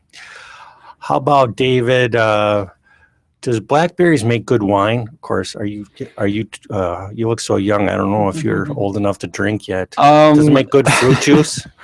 So yes, Too precious, probably though. Yeah, you don't get enough to make wine. No, I'm sure you could try it. There are recipes out there for that. You could make blackberry brandy if you want. That wouldn't require as much fruit, but I'm sure you can try it. There's blackberry wine out there. So, yeah. Okay, let's move on from those questions. How about, can you repeat how to make that Drosophila trap again? So you can have a wine vinegar mix. I think it's usually like 60% wine, 40% vinegar. You could just use a apple vinegar mix. I'm sure if you just Google a fermentation trap, it's a very general trap that's used for a lot of insects. So you're going to have a hard time maybe sorting through a trap like that. I would suggest putting one of those yellow sticky trap cards in there so that they would get caught in that for easier identification. Okay, let me just try to figure out this computer here, excuse me. Okay. You know, one thing you didn't mention, David, maybe because there wasn't that many to eat, but you didn't talk about the flavor of any of these cultivars. Do you have Okay. just the size you talked about? Are there any substantial differences among the cultivars as flavor? And if so, which ones would you recommend? Yeah, so there's definitely a difference in flavor. I would say that Triple Crown was probably the most flavorful to me. Some of the smaller fruits, such as Chester or Illinois Hardy, did not have as much flavor. However, when you get those larger fruits, such as Kiowa, they might be a little more watered down. But Triple Crown was probably by far my most flavorful blackberry. We did not do any taste test paneling, though, so this is all subjective to my taste. Okay. All right. Keep the questions coming. How about we just I really like your summary there at the end. It's very helpful. Puts it all together for us. We hear a lot about those Primocanes, the ones that bear in their first year canes. But now you're saying that it really doesn't seem like that's the way to go because the fruit is so late that for much of North Dakota, we're just not going to get any decent crops on a Primocane, at least not a reliable crop on a Primocane system. Is that what you're saying? Yes, that is kind of what I'm concluding with the Primocanes. However, Prime Jim and Prime Jan do fairly well. You could see upward to a pound per plant. I would not expect to get much more than that. However, if you would maybe try the system which I recommended, pruning the Primocanes to a foot and then covering them, you could maybe get that additional yield in the early summer. For this study, we pruned them all the way back to the ground and avoided that, but you could perhaps try to get that earlier summer production as well to increase your yield. So if I use that Primocane system and let's say I use Prime Jim, and I cut the canes down to about a foot tall, is that what you're saying? Mm-hmm. In early, late fall, early winter. Mm-hmm. And then when I cover them, do I bury them or do I just cover with 3 inches of straw or do you cover the whole thing? What I would do is I would use some sort of a fabric or a plastic to cover them and then put the mulch on top of that. I would put several inches of mulch. Like that black landscape fabric? Is that what you were saying? Black landscape fabric would work. I prefer the thermal blanket that I was using because it has a little more porosity to it and doesn't smother the plants. If you use that thermal blanket type of material as well as some mulch, I think you could overwinter them successfully. Right. And also, when you were using your Floricane system, you think the Floricane system, in the long run, that might be the most productive system for us? Yes, I think that the Floricane production system has more potential for a higher yield. Illinois Hardy there, as you saw, had over 2.5 pounds or about 2 pounds of production on average for that plant. And I have to remind you, this was a non-irrigated system with minimal inputs because we weren't near a water source. However, with proper irrigation and the right nutrients applied, I think you could up that production. And some of the younger plants of the other cultivars, once they're established, they could probably do better as well. These are plants that aren't really old. They're pretty new plants. So after establishment, we could have a higher yield. So if I'm really into this, I'm going to maybe try that Illinois Hardy, and I'll use that trellis system that you showed us tonight. Well, for this trellis system, it depends. If you're gung-ho, and you can deal with the thorns, Illinois Hardy has thorns. And if you're going to train it, it involves a lot of touching the blackberry. So if you can deal with the thorns, Illinois Hardy, but if not, Chester was the second highest producer, and that one's a thornless. And so I would recommend that one. but the flavor wasn't that great of Chester. Chester is a smaller fruit and not quite as good of a flavor. Triple Crown, Natchez, those did very well, easily trained. And the system that worked the best was TBC. Was that the TBC? Oh, the thermal blanket with corn stover. Thermal blanket with Yep. corn So stover. the That was thermal best way blanket to and with overwinter 'em. 2 inches of corn stover, or just a little mulch. If you had enough snow cover, it would probably be fine, but you can't always trust Mother Nature to work with you. Okay. So when are we going to get a nice publication from you? When are you graduating, David? So I'll be graduating December. December, what year? This year, December. 2016. So you got the whole several months now to write an extension publication on a primer of growing blackberries in North Dakota. Should we be looking forward to that? Yes, definitely look forward to that. You know, this is being taped, you know. Yeah. We're going to share this with your advisor. Okay, well, I look forward to that. Does anybody have any other questions before on this? Well, how about we had a question about when you say tipping, is that when you cut the tips off the Primocane to promote branch growth? Yes. So with tipping, we call it soft tipping, where you'll just take off that couple top inches of the cane to promote that lateral growth and to increase yield that way. Okay, thank you. Okay, there you go. Thank you, David. And we're all going to take a quick 5-minute break, and then we're going to learn about pruning trees and shrubs. Thank you, David.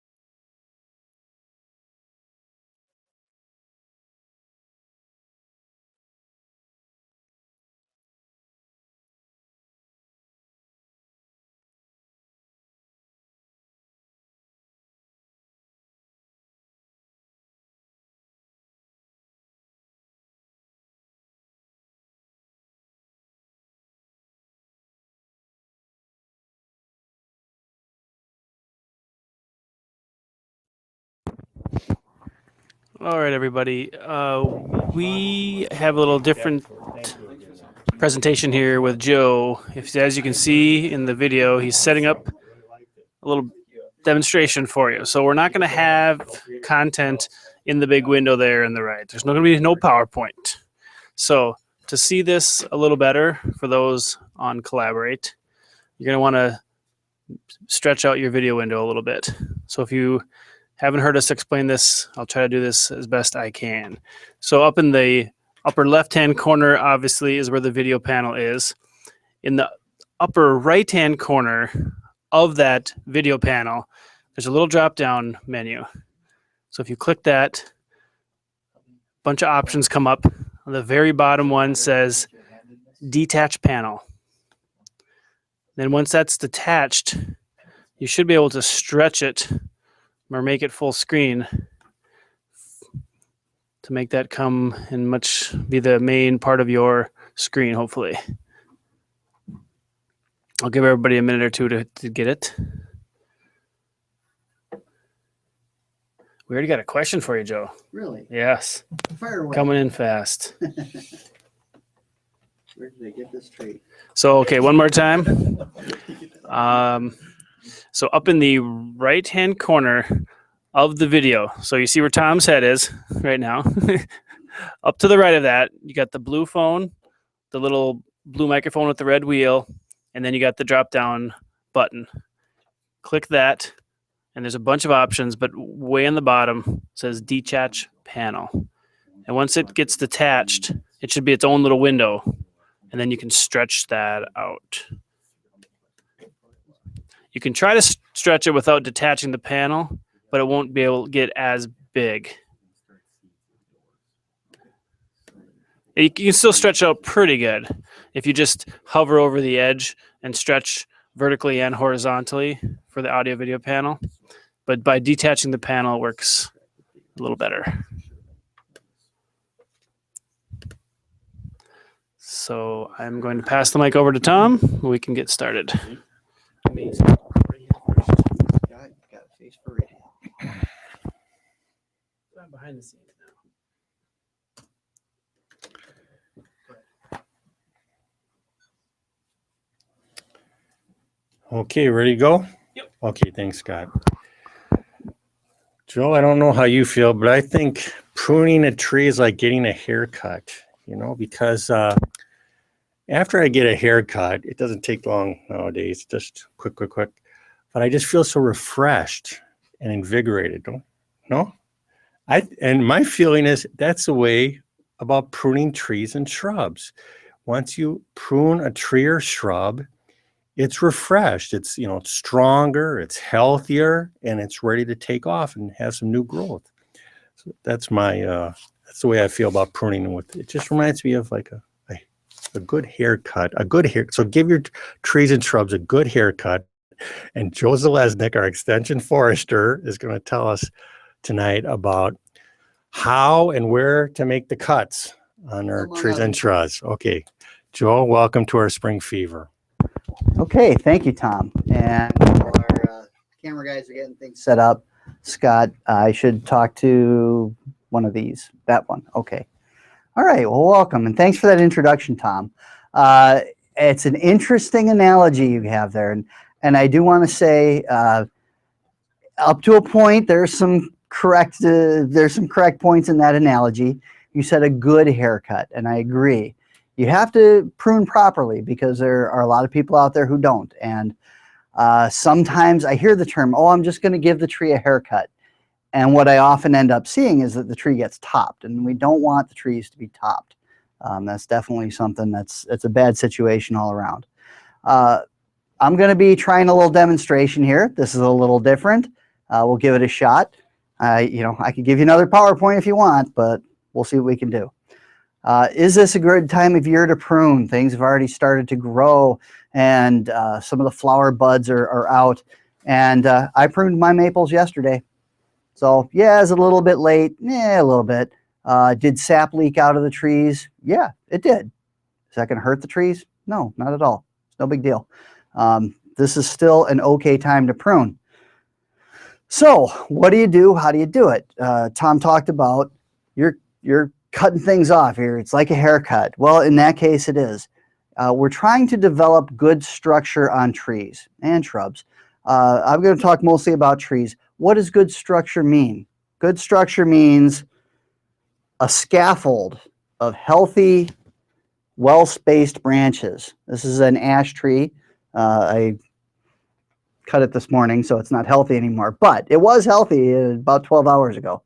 But there's a nice distance between these branches. Okay, as we go lower, I don't know where the tree magically rises.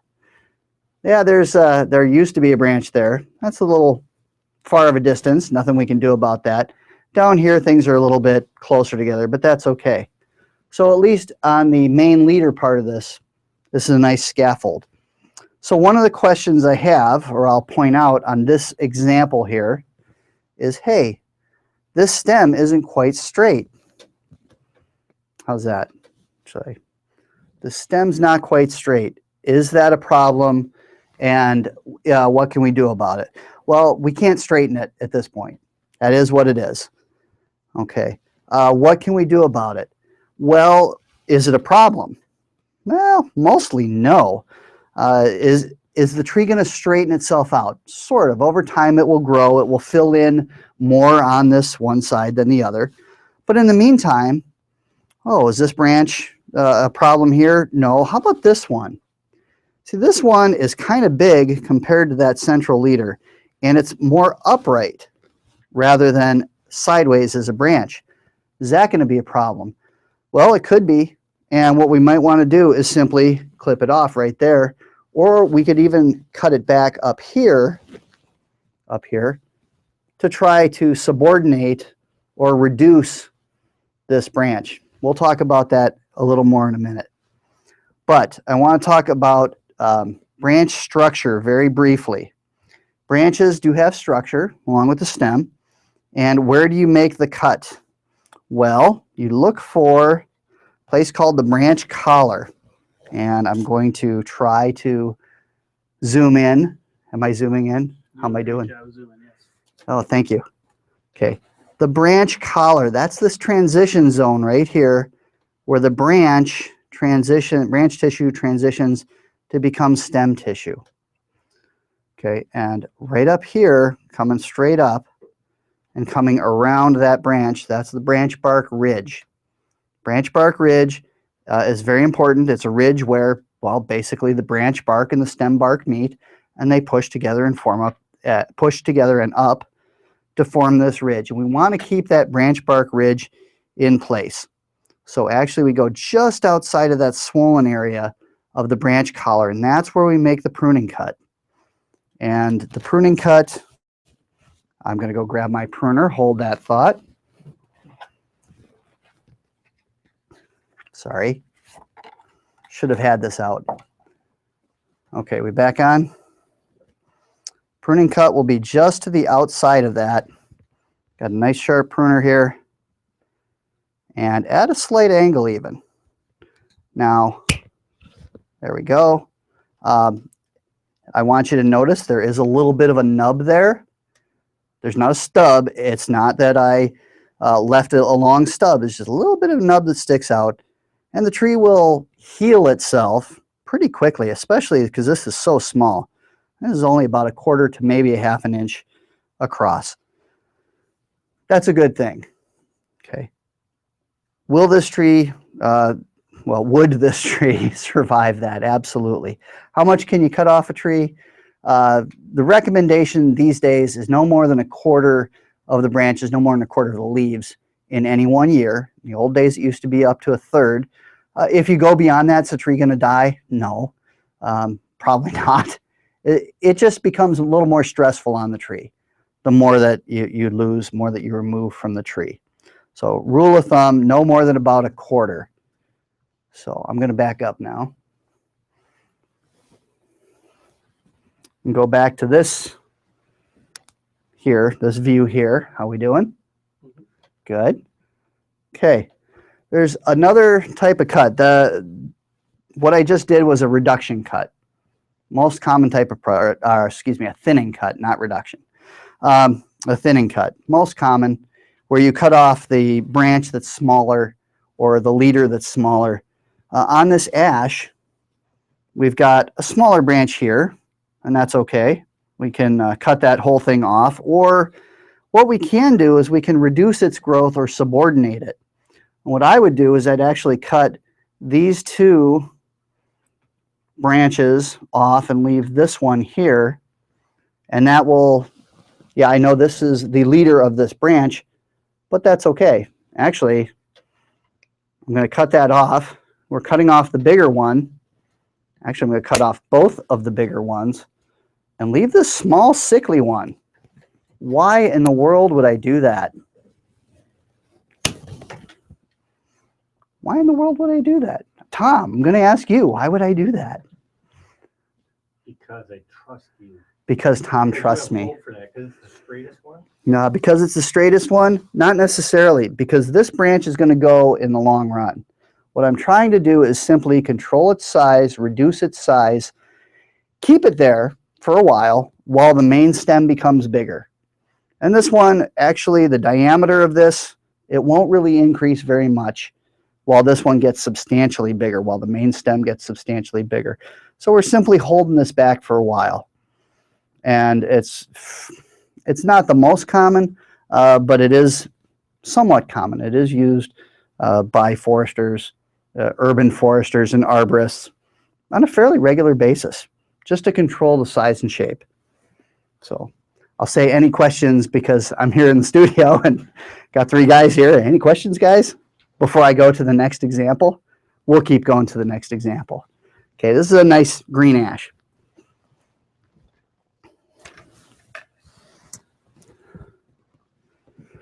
The next example, ooh, this is a beaut. Okay, this is an elm. This, I believe, is a Siberian elm. Although hard to say at this point of year. Elms are very interesting. How do you build structure on an elm when their natural growth habit is to be two-sided or two-ranked? It's kind of a flat growth, not much side to side. And we've got this example here where this leader on what's my right is actually more up and down, more straight up and down, where the one on my left is, it's a stronger leader, but it's less up and down. What do? Well, again, you could subordinate this one on the left. You could knock it back, still keep it there for a few years, but you would knock back its growth while this one becomes stronger, becomes more central. Or you could simply take off the smaller one and hope for the best for this one that's off to the side. Would it straighten up? To some extent, probably yes. So, wow, I'm giving you these options. Is there more than one right way to prune a tree? Yes, there is, especially when the tree is young. I want to point that out. You got a lot more options when the tree is this size than when the tree is 10 times this size. So make those good decisions when they're young. You got a little more flexibility when it's young, so you can avoid those problems later. With that, we had a clip. Okay, we had a. I thought we lost a wire here, and we didn't. I'm going to also say about elm trees, especially these modern hybrid elms, they grow like crazy, and for the first 5, 6, 7, 10 years even, you might need to do some pruning every year in order to develop that good structure. By the way, good structure, talked about branches being well spaced. Okay, ideally we'd want branches anywhere from, say, 12 to 20 inches apart. Now, reality is sometimes you don't get that from Mother Nature. Work with what you got. And 8 inches is usually pretty good. That's only about 6 or 7 right there. That's not too bad. Work with what you got and make the best of it. And also, ideally, these branches would be laid out evenly all around the stem. In this case, at elms, they're mostly on just 2 sides. So eventually, these are all going to be taken out. So in this one, it's not too big a deal. But that being said, talk about this subordinating again. I'm going to zoom in, or if you could zoom in right to here. Okay. The branch that you're going to leave should be at least half the diameter, at least a third of the diameter, ideally half the diameter of the main stem. Okay, you want something that's fairly strong, not overly strong, but something that's going to be able to, I don't want to say take over as main leader, but it will at least hold its own. And so I'm going to try some subordinating pruning on this. It's not very common. I'm just going to clip it right here. Uh-oh. Is that topping? Okay, I'm going to back up. Did I just top this tree? Some people might think I did. No, I didn't, because I'm leaving this branch right here as part of it, as part of the main structure of that main branch here. But I'm hoping that this one will take over as a stronger central leader. Subordinating pruning is not very common. And why is it not topping? Topping is just indiscriminate. You cut anywhere. And especially, you wouldn't cut, if you're topping, you wouldn't cut at a joint, where the, and at a node, excuse me, I gotta be technical, technically correct. You wouldn't cut at a node. A node's a connection point. So topping's just gonna be cut anywhere. So with that being said, I think I'll end up this one. I got one more example. Sorry. Thank you, Tom.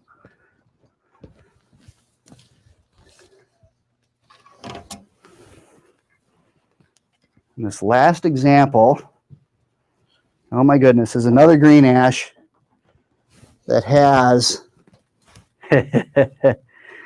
not the best structure.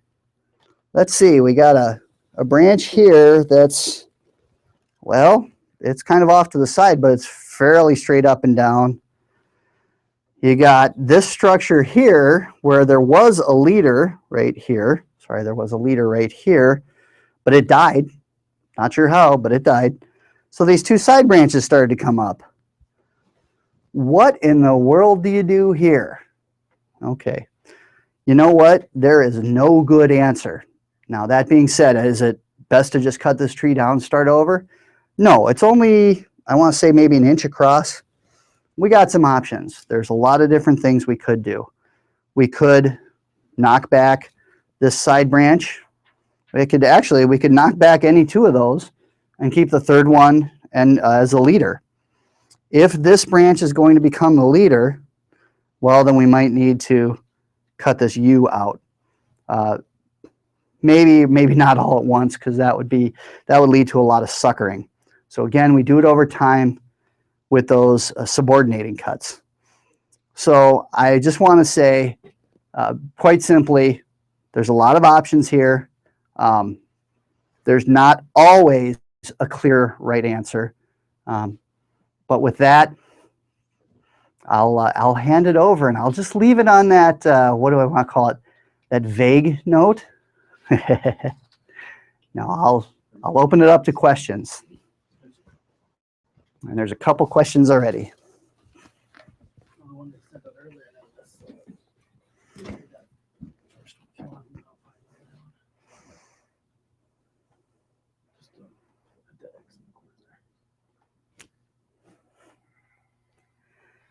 Technical difficulties. Okay, yeah, we'll be with you in just a second here. Yeah, first of all, thanks for doing that presentation. It was so nice to see something besides a PowerPoint. Really nice to see the real world here. It's a lot better in person too. Oh, that's really good. I like it. How about, Joe, what do you think about covering the cuts with pruning spray? And that's for all trees, fruits, deciduous, evergreens. The answer is 99.99% no. For the most part, they really don't do anything. Some of the asphalt or tar-based ones can actually cause more damage than providing help. You know, the idea is simple. Oh, you're trying to cover that wound, keep out the insects and diseases while the tree heals over itself. And it's a great in theory, But when they started to do the research on this, they found out it really didn't help. That being said, there's one place where I've seen that it works. It's a disease called oak wilt, which we don't have here in North Dakota anyway. It hits primarily the red oak trees. Can hit the white oaks a little bit, but we've never confirmed it in North Dakota. But a pruning paint, some type of sealer over a red oak wound in the summer actually does help prevent that disease. If you're worried about insects and diseases, prune in the dormant season. Now is a great time. Good. So really the bottom line in North Dakota, there's no need for those wound sealants. Nope. Thank you. How about, Joe, how about there's different types of pruning that happens. One is done by deer. What do we do when deer damage the tops of an evergreen tree and then, you start seeing them grow outward? They lose their leader. Gotcha. Oh, yeah. Lost leader is really tough. The tree will naturally overcome that over time. One of the side branches will start to lean up and grow upward into the leader. That being said, what you have is a stem that goes like this and then curves around and then comes up, which is not very structurally sound. So what I'd recommend is actually taking one of those side branches and as best you can without breaking it, tip it up into a leader, splint it somehow if you need to, and splint it up into a leader position so it can do that a lot more quickly. So again, when you have smaller things, it's a lot easier to fix, smaller problems. Sounds good. How about as far as pruning shears, what type do you recommend? And do you have a way to sharpen them? What's the best way to sharpen them? That's a great question. The pruning, my hand pruners here, they are a bypass pruner where the blade bypasses the anvil, goes past it. And I prefer these instead of the kind where the blade dead ends on the anvil. Those tend to crush. They cut for a while and then they crush near the end. These tend to cut a lot better, I think. Like you said earlier, we can't recommend one brand over another. But that being said, I do like these. I'll say the red-handled ones. But that's my preference. I mean, buy the best that you can afford, because you get what you pay for. And I've spent a lot of good money on pruners, and I've never had a problem with these. Except you can't get these through TSA at the airport. I have lost 2 pairs of these because they were in my briefcase. I've lost 2 pairs of these to TSA. Okay. Well, Joe, I don't think that'll be a common problem for most of us. That being said, the other part of the other part of the question, only foresters. Yeah, was about sharpening. I'd take to a knife sharpening shop or scissors sharpening company. These ones I've never had to sharpen. They have remained sharp for many years. Joe, how about if we have an evergreen tree that's forked off into 2 tops? What do you do? Should you take off one of those tops, or if you can, if it's small enough, say 3 inches or less, yeah, try to do that. Once they get bigger than that, it's causing a lot of damage. Once we get wounds that are about 3 to 4 inches or larger, that's causing quite a bit of damage to the tree, and it may not recover in time. We're creating a wound when we're pruning. And that wound is susceptible to insects and diseases. Now, trees can fight that usually, and the smaller the wound, the quicker they can fight it. They can cover it over. And I always see it as a race between the tree, which is setting up this defense system, and a race between that and the fungus, which is trying to get in and get established. And the smaller the wound, the better the chances for the tree. Okay, Joe. We got some general questions here. Maybe you can just give us some general wisdom. Do you have any general tips about trimming shrubs? Or if they're that'd be get a whole hour on that. Oh, yeah. Deciduous shrubs, you know what? You can prune most deciduous shrubs down to the ground. I say down to the ground, 4 to 6 inches, and they'll sprout back. And they'll sprout back 1/2 to 2/3 of their height the first year. You might lose, you are going to lose the fruiting or the flowering that first year. But if you got a deciduous shrub that's overgrown, that's a great thing to do. Just knock it back. It'll come back. During the dormant season. During the dormant season, yes. Did I not say that? Amen. I might not Just have. to keep you honest, Okay. Joe. How about some general wisdom about pruning evergreens? Pruning evergreens. Evergreens, naturally, they have that strong central leader, so that's really important. You know, they send out pitch over a wound. So it's going to be all goopy. Your saw or your pruners are going to be all goopy and icky. But generally, it's the same. You want to go back to a node. You want to trim it back to where either the branch comes into the main stem or where a side branch comes into that main branch. But generally, it's the same thing. Get a nice sharp saw. Make sure with larger branches, you do an undercut first before coming down from the top, because you don't want to have what's called a tear out, where simply the weight of the branch, if you're cutting from the top, the weight of the branch is going to actually pull it all the way out and tear down the stem. Maybe like evergreens are less forgiving than leafy trees or leafy plants in general. So like for me, from my experience with evergreens, always make sure when you prune back a branch, you make sure there's some green growth, green needles there. Don't trim back the old wood that's bare. Oh, absolutely. Otherwise you got a disaster. That's a great point. Yep. Yeah, the buds on evergreens, they don't produce spontaneous buds like deciduous trees do, or very rarely. How about, Joe, lilacs? Do you have anything about lilacs you want to? A lot of people need to prune their lilac bushes. Trimmed ours down yesterday. Okay. Did you go right down to the ground? Yeah. Did you? Again, 4 to 6 inches. Except for the ones where, I hope my wife's not watching, except for the ones where she wanted to try about 4 to 5 feet. So we'll see how they do. Yeah, but we are going to lose flowering this year. That's okay. Any wisdom about pruning an apple tree that's got way too tall? Pruning an apple tree that's way too tall, I would defer to Tom, because he was raised on an apple farm, or he's done a lot more of that than I have. I'll just make that really quick. As far as pruning, that's very common. We have overgrown apple trees. And actually, maybe I should say, you can Google. We've got a whole article about this at NDSU Extension Horticulture website. So if you go Lawns and Gardens and Trees website of NDSU Extension, we got a whole article on that. But generally, we want to bring that tree down to about 12, 15 feet so it's manageable. You're going to have to make a prune of that central trunk to bring it down a little bit. And then in general, instead of having a Christmas tree shape, we're going to have more of an umbrella tree, that the lower the branches open up but stay low. So your tree's going to turn into an umbrella. Okay. That's common for old apple trees.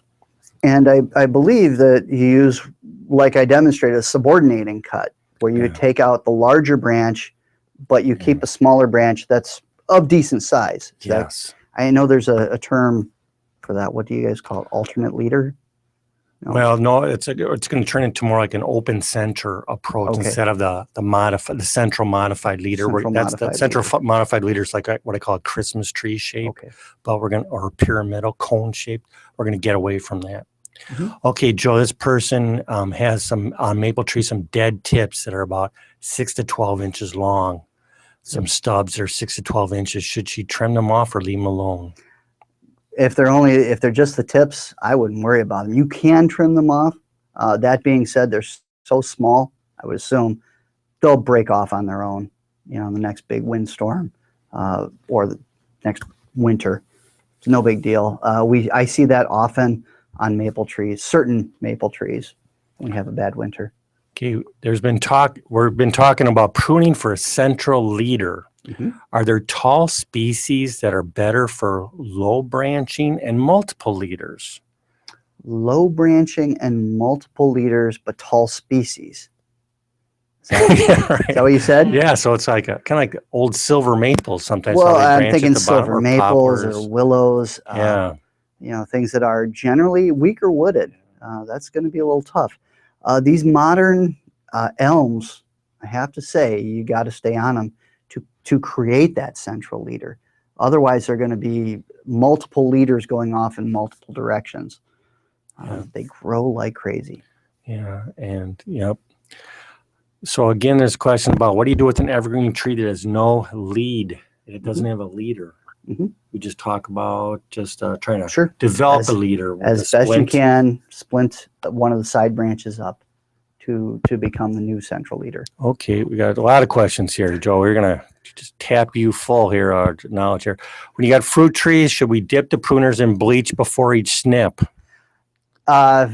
Again, I would defer to Tom. Okay, the answer is please only prune a fruit tree during the dormant season, and if you do so, you don't have to dip the pruners in a weak bleach solution. What about if you don't prune during the dormant season? What if during the growing season? We have a little banter. First of all, don't do that. Next time. What if there's a disease going on? You got fire blight or something going on. Okay, we got to get to know about fire blight with your fruit trees because that's really what you're going to spread with your pruners. And I just really, in general, if it was me, I would only prune a wounded branch during the growing season. And you just have to prune, and then I would sterilize between each snip, which is ridiculously long. You got to go out there with a bucket of the 10% bleach solution with a group of pruners. So you take one pruners out of the bucket, you snip it, you put it back in the bucket, then you take another pruner shears that's been sitting in the bucket of sterilizing solution, prune that. Gets way too much work. You'll learn quickly the dormant season to pick a nice day in March, or like Joe even did here in early April, and rock and roll with that. If I can add to that. Yes, please. Okay. Tom mentioned fire blight, which is a disease of apple trees and other things in the rose family. Dutch elm disease. Dutch elm disease is a fungal problem. It's spread by beetles, and beetles are attracted to wounds. So we highly recommend for elm trees pruning those in the winter, in the dormant season, from November till about the end of March. Okay. The other thing I want to add to that, and I just lost it. Is if there's a storm in the middle of summer and there's a lot of broken elm branches, yes, you can prune them off, but you know what? It might actually be better to leave those wounded branches in place and allow those beetles to attack those branches and then prune them out in the winter. Okay, we got a 3-year-old. Okay, I'm going to answer this one just to save time because it's a fruit tree. Can a 3-year-old apple main stem that is way too tall be cut back? Yes, it can be cut back, and it's only a 3-year-old tree. So I would train. We're talking about training the tree now. I would like to see how tall the tree is. I don't want that tree to get taller than 10 to 12 feet tall. I don't want it taller than 12 feet tall, but you can cut it back. But realize wherever you make a cut, you're going to get a series of new branches right there at the cut. So sometimes we do cut kind of into topping for apple trees if we want to create that flush of branches where we make the cut. That's because we want branches there. But if it's a tall tree already and we don't want another flush of branches, we'll cut back like you did before, Joe, with a node, cut back at the node. Mm-hmm. There's a question, Joe, and also maybe next year we can have a whole talk about pruning fruit trees. Oh yeah. We got a 2-inch, we got a crabapple tree that a 2-inch branch split. Mm-hmm. Can they wrap it up, or do they just got to cut it? If you really want to keep that branch, you've got a couple options. One, of course, is to just leave it and let it grow over that wound itself, which it may or may not do. What is sometimes used in arboriculture, tree care, is the bolt branches or bolt stems. Just, stick a bolt through it, or several bolts, depending on the length of the branch. That can work. Just remember those bolts are there when you're cutting that branch off years later or cutting the tree down years later, because that can cause problems. This person will like that answer because that's 40% of the tree is that one branch. So they want to keep that branch. That's going to be helpful for them. You might even be able to support it underneath while it covers over that wound. I haven't seen them recover that much, or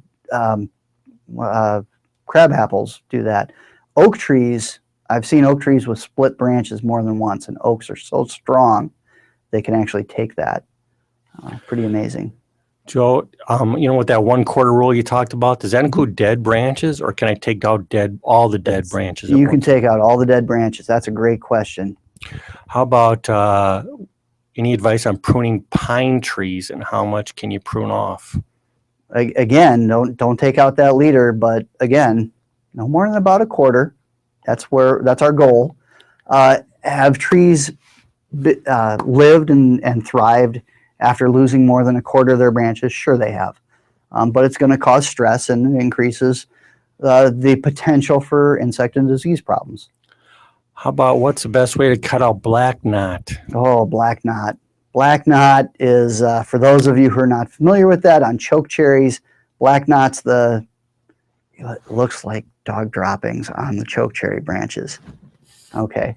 About the best you can do is go back to a node at least 6 inches below the knot and prune back to another branch. And sometimes doing that really isn't going to solve the problem. Black knot can kill trees in the long run, but for the most part, it's just an aesthetic problem.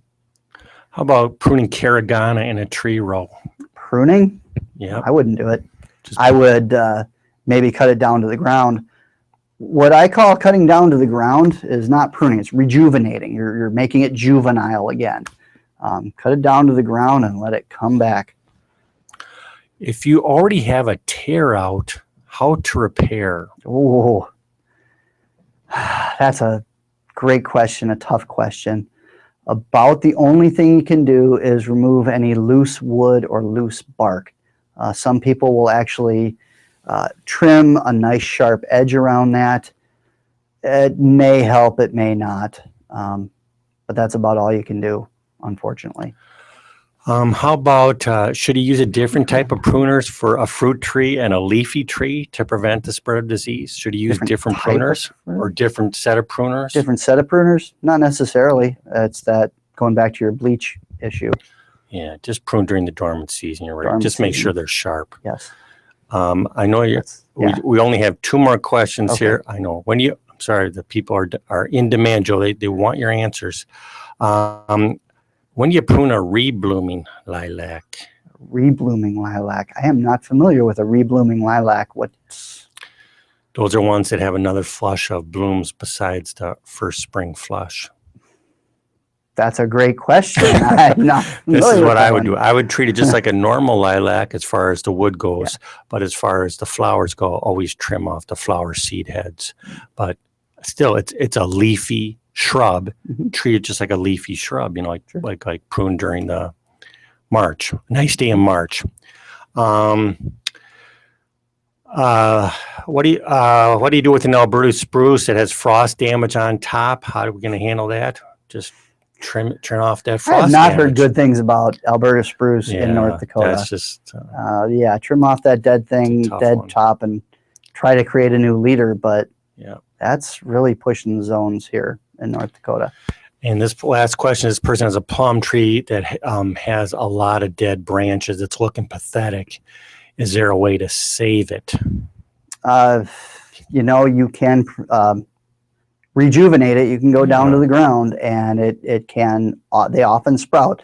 But that being said, looking pathetic is kind of open. What exactly is the problem? If there are certain fungal problems, like it's rotting, pruning it back to the ground line, you're cutting it back to ground line, isn't necessarily going to solve that problem. I'd say really identify what the issue is. Take out the dead wood, right? Just take out the dead wood. Sure is a good place to start. Let me also say with fruit trees, and that's my thing. You always have to be careful. A lot of the fruit trees are grafted, and so make sure if you prune below that graft, which is often planted near the base of the tree, if you prune below the graft, all you're going to do is get a wild plum tree rejuvenate. So you don't want that probably. Good point. So Joel, I just want to thank you for all of these great answers and your demonstration. It really was so refreshing to see. I appreciate it. And we're all just going to take a couple-minute break here, and then we're going to do our activity here. We're going to have a short presentation about starting seeds indoors, and then we can have some fun planting seeds. Okay, we'll do that in just a couple minutes here.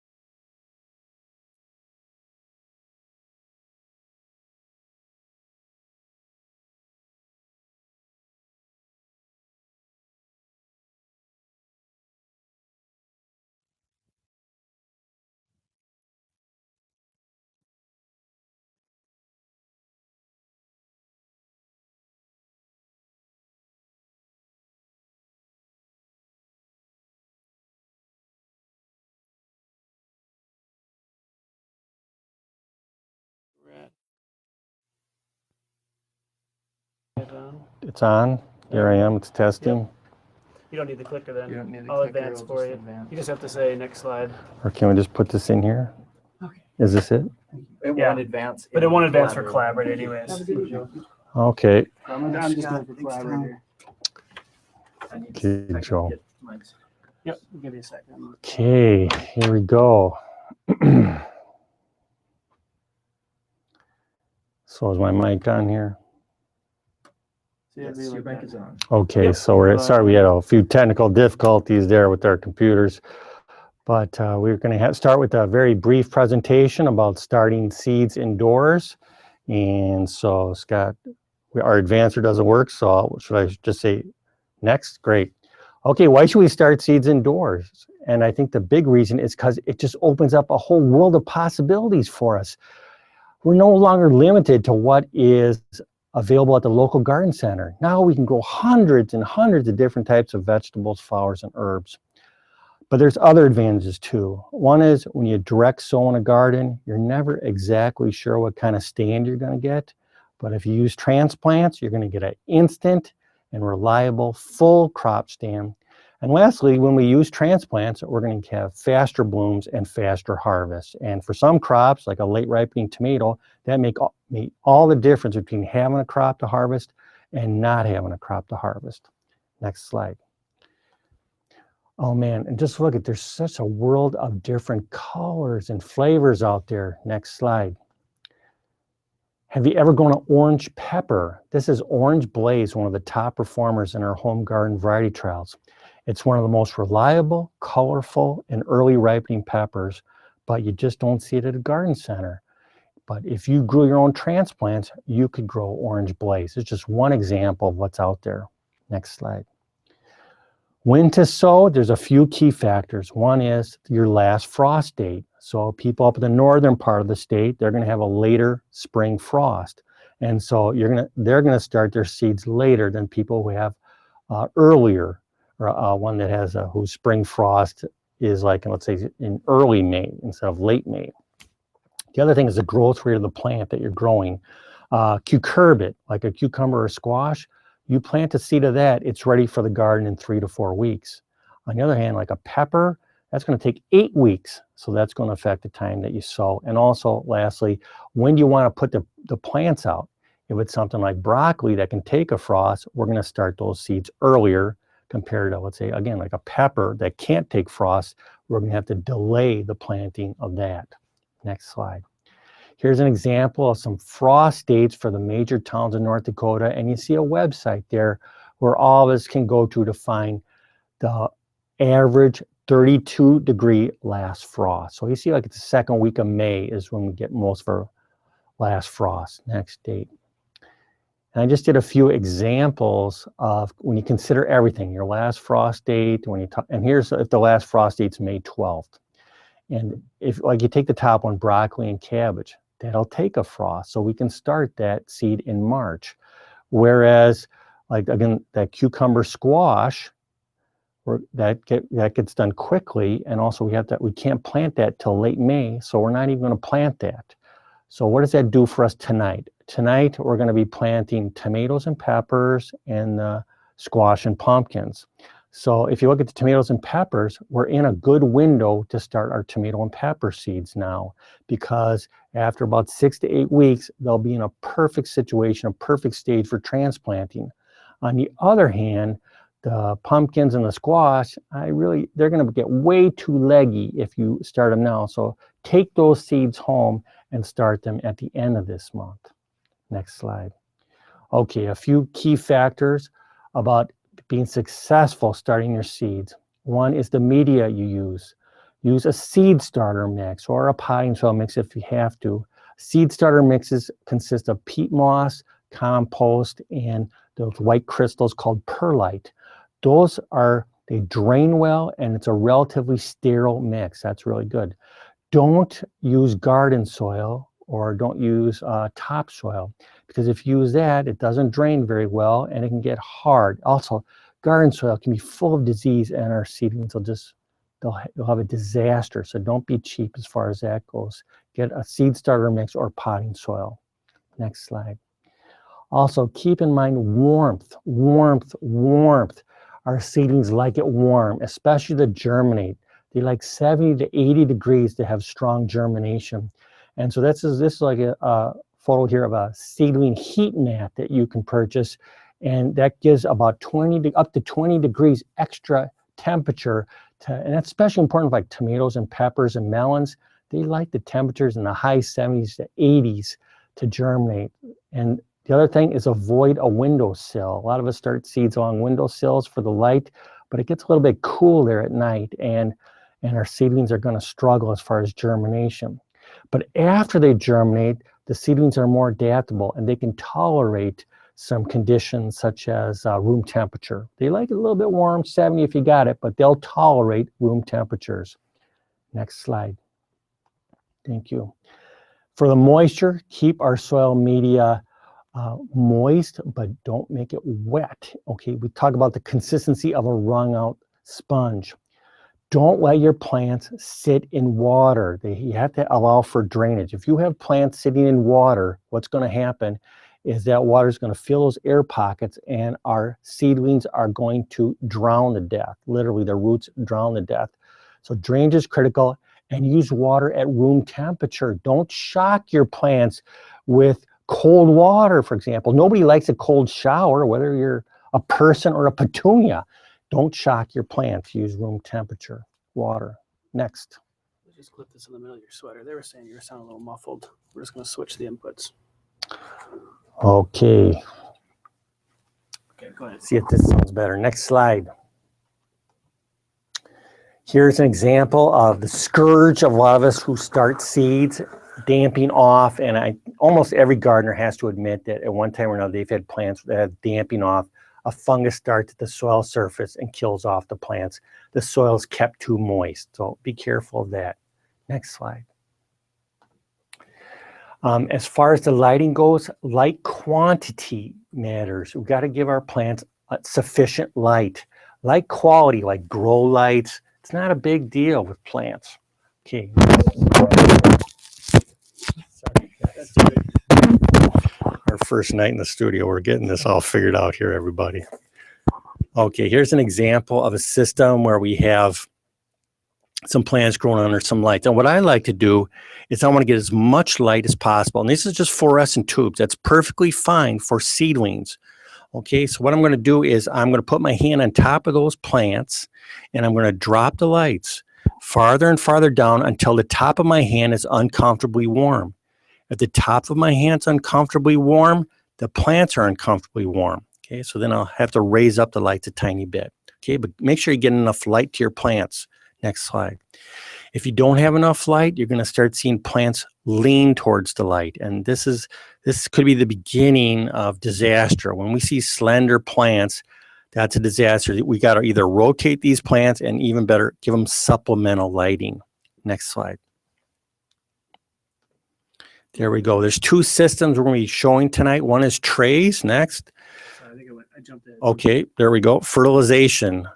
As far as fertilizer goes, a seed is full of food, but that food is gone after the plant starts to show its first true leaf. Okay, so when you see a plant starting to show its first true leaf, it's got to get some fertilizer from another source.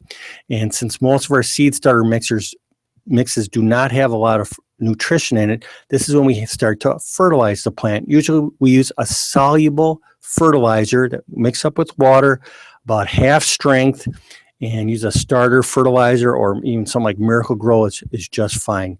Keep your eyes on your plants. If they're looking pale, that's a sign they need some food. Let's talk about trays here. Next slide. With tray culture, the most common way that big time growers do it is we start with what you see there on the top left is your 20-row tray. And there you can actually grow 20 different cultivars and we'll put the seeds in very thickly, okay? And with that way, on one tray, I can put that on a seeding mat and I can grow hundreds of transplants, get them started. But again, after the germination phase is over, then the temperature heat becomes it's less critical. So when those plants start to show their first true leaves, I will gently scoop out each seedling and put it, as you see in the bottom, in an individual cell in the tray. So that's the way big time growers. They also, if you don't want to use a 20-row tray, you can use an open tray that you see there for producing hundreds of seedlings in one tray to get them started. Next. Advantages for trays: they're easy to fill with soil, they're easy to move, and also with all the cell pack designs, they maximize our plant density. And the plant and trays are reusable if you store them out of direct sunlight. Disadvantages is the plants can get root bound in those plastic cells. And also, let me see, transplant shock can be an issue because whenever you pull a plant out of the cell, the roots are exposed. So that's an issue. A more eco-friendly way is to use biodegradable pots, and I recommend that tonight we use that for our cucurbits. Okay, next slide.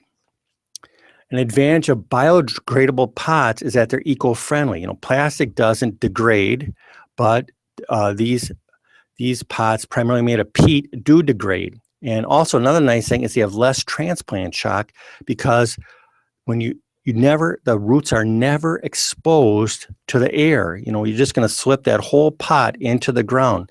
Now, one thing at the last thing is root bound plants can occur with this. So sometimes what we do is we'll cut that pot itself to open up some slits to allow the roots to penetrate through. Next. Lastly, hardening. Okay, we've been taking care of these plants for anywhere from, let's say, 3 to 8 weeks, and they've been pampered. Now we got to get them out there into that rough and tough North Dakota climate. And so what we want to do is we got to prepare them for 1 week of hardening. And so what we'll do is we'll start them outdoors in a sheltered area under some partial shade, and we'll gradually introduce them to more sunlight every day. And also we won't be so kind to them as far as watering. We'll get them a little bit of stress as far as moisture stress goes.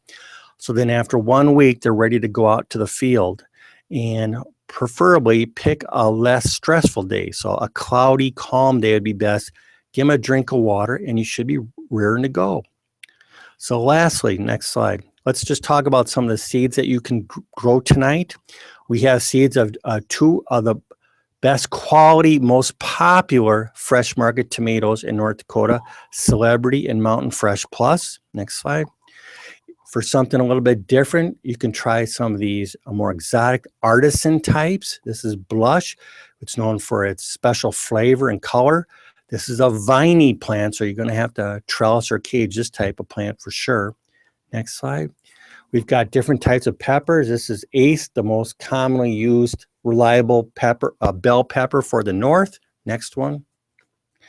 And we have the Escamillo, which is a brand new All-America Award winner, which is an Italian bullhorn type. And with this is related to a cousin called Carmen, which is one of the highest rated of all peppers in North Dakota. Carmen is red. Escamillo is his cousin now, a new cousin that's gold. And these bullhorn peppers are famous for their roasting and grilling and amazing flavor. So we think this is very promising for us in North Dakota. Next slide. We have some cucurbits that you can try. Carnival is a sweet dumpling squash that is really fun to grow because every squash has a little bit different color. Next slide.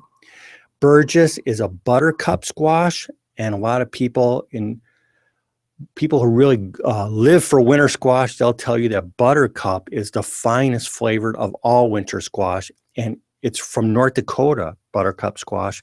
Burgess is the standard variety. It's an early one. It's good for us. And last, Cargo is a pumpkin. We're sharing this seed with you tonight because it's kind of fun to grow a pumpkin, and kids like it too. Grow your own jack-o'-lantern. It's a pretty big pumpkin, about 15 pounds, nice jack-o'-lantern size, and the vines are short, so they don't take over your whole garden. So that's what we have for you tonight. I hope you enjoy planting those seeds, and your county educators are out there to help guide you through the process. We have time for maybe a question or two before we start planting. Is anybody? Two. Okay, here we go. Are the seed trial seeds available soon? Yes, we're just starting to pack the orders right now. We got a team of over 200 gardeners that test varieties every year, and we'll be talking about that at the last session. Okay, thank you for that. Yeah, we got a lot of stuff going on. How much light should be provided? That's a good question. Plants are kind of like people. They're going to shut down after about 18 hours, and so just like even if the lights kept on 24 hours, we'd still go to bed, and so do plants. So it really, as far as the number of lights to use or the hours, I think 18 hours is sufficient. 16 to 18 hours is usually what's done, and you can use a timer to turn off the lights and save on your energy costs. Do LED lights work? Great. They're great. Fluorescent lights work too. Beautiful. Any other questions? Or do you want to go plant your seeds? One more question. Is it too late to participate in the seed trials? No, I love the enthusiasm. No, actually, we're going to be giving out seeds all the way through the first week of June. So if you go to the NDSU or the North Dakota Home Garden Variety Trials, you can find all the information you want, and we welcome as many participants as possible. So again, we work with over 200 families every year. Thank you for that. Again, so let's just shut it down for tonight. Thank you for everything, and I hope you enjoy your seeds. And next week, we'll have a whole series of new talks for you, and including a special session on potatoes in North Dakota. And the people at the county offices will have samples of NDSU potatoes for you. So everybody have a good night.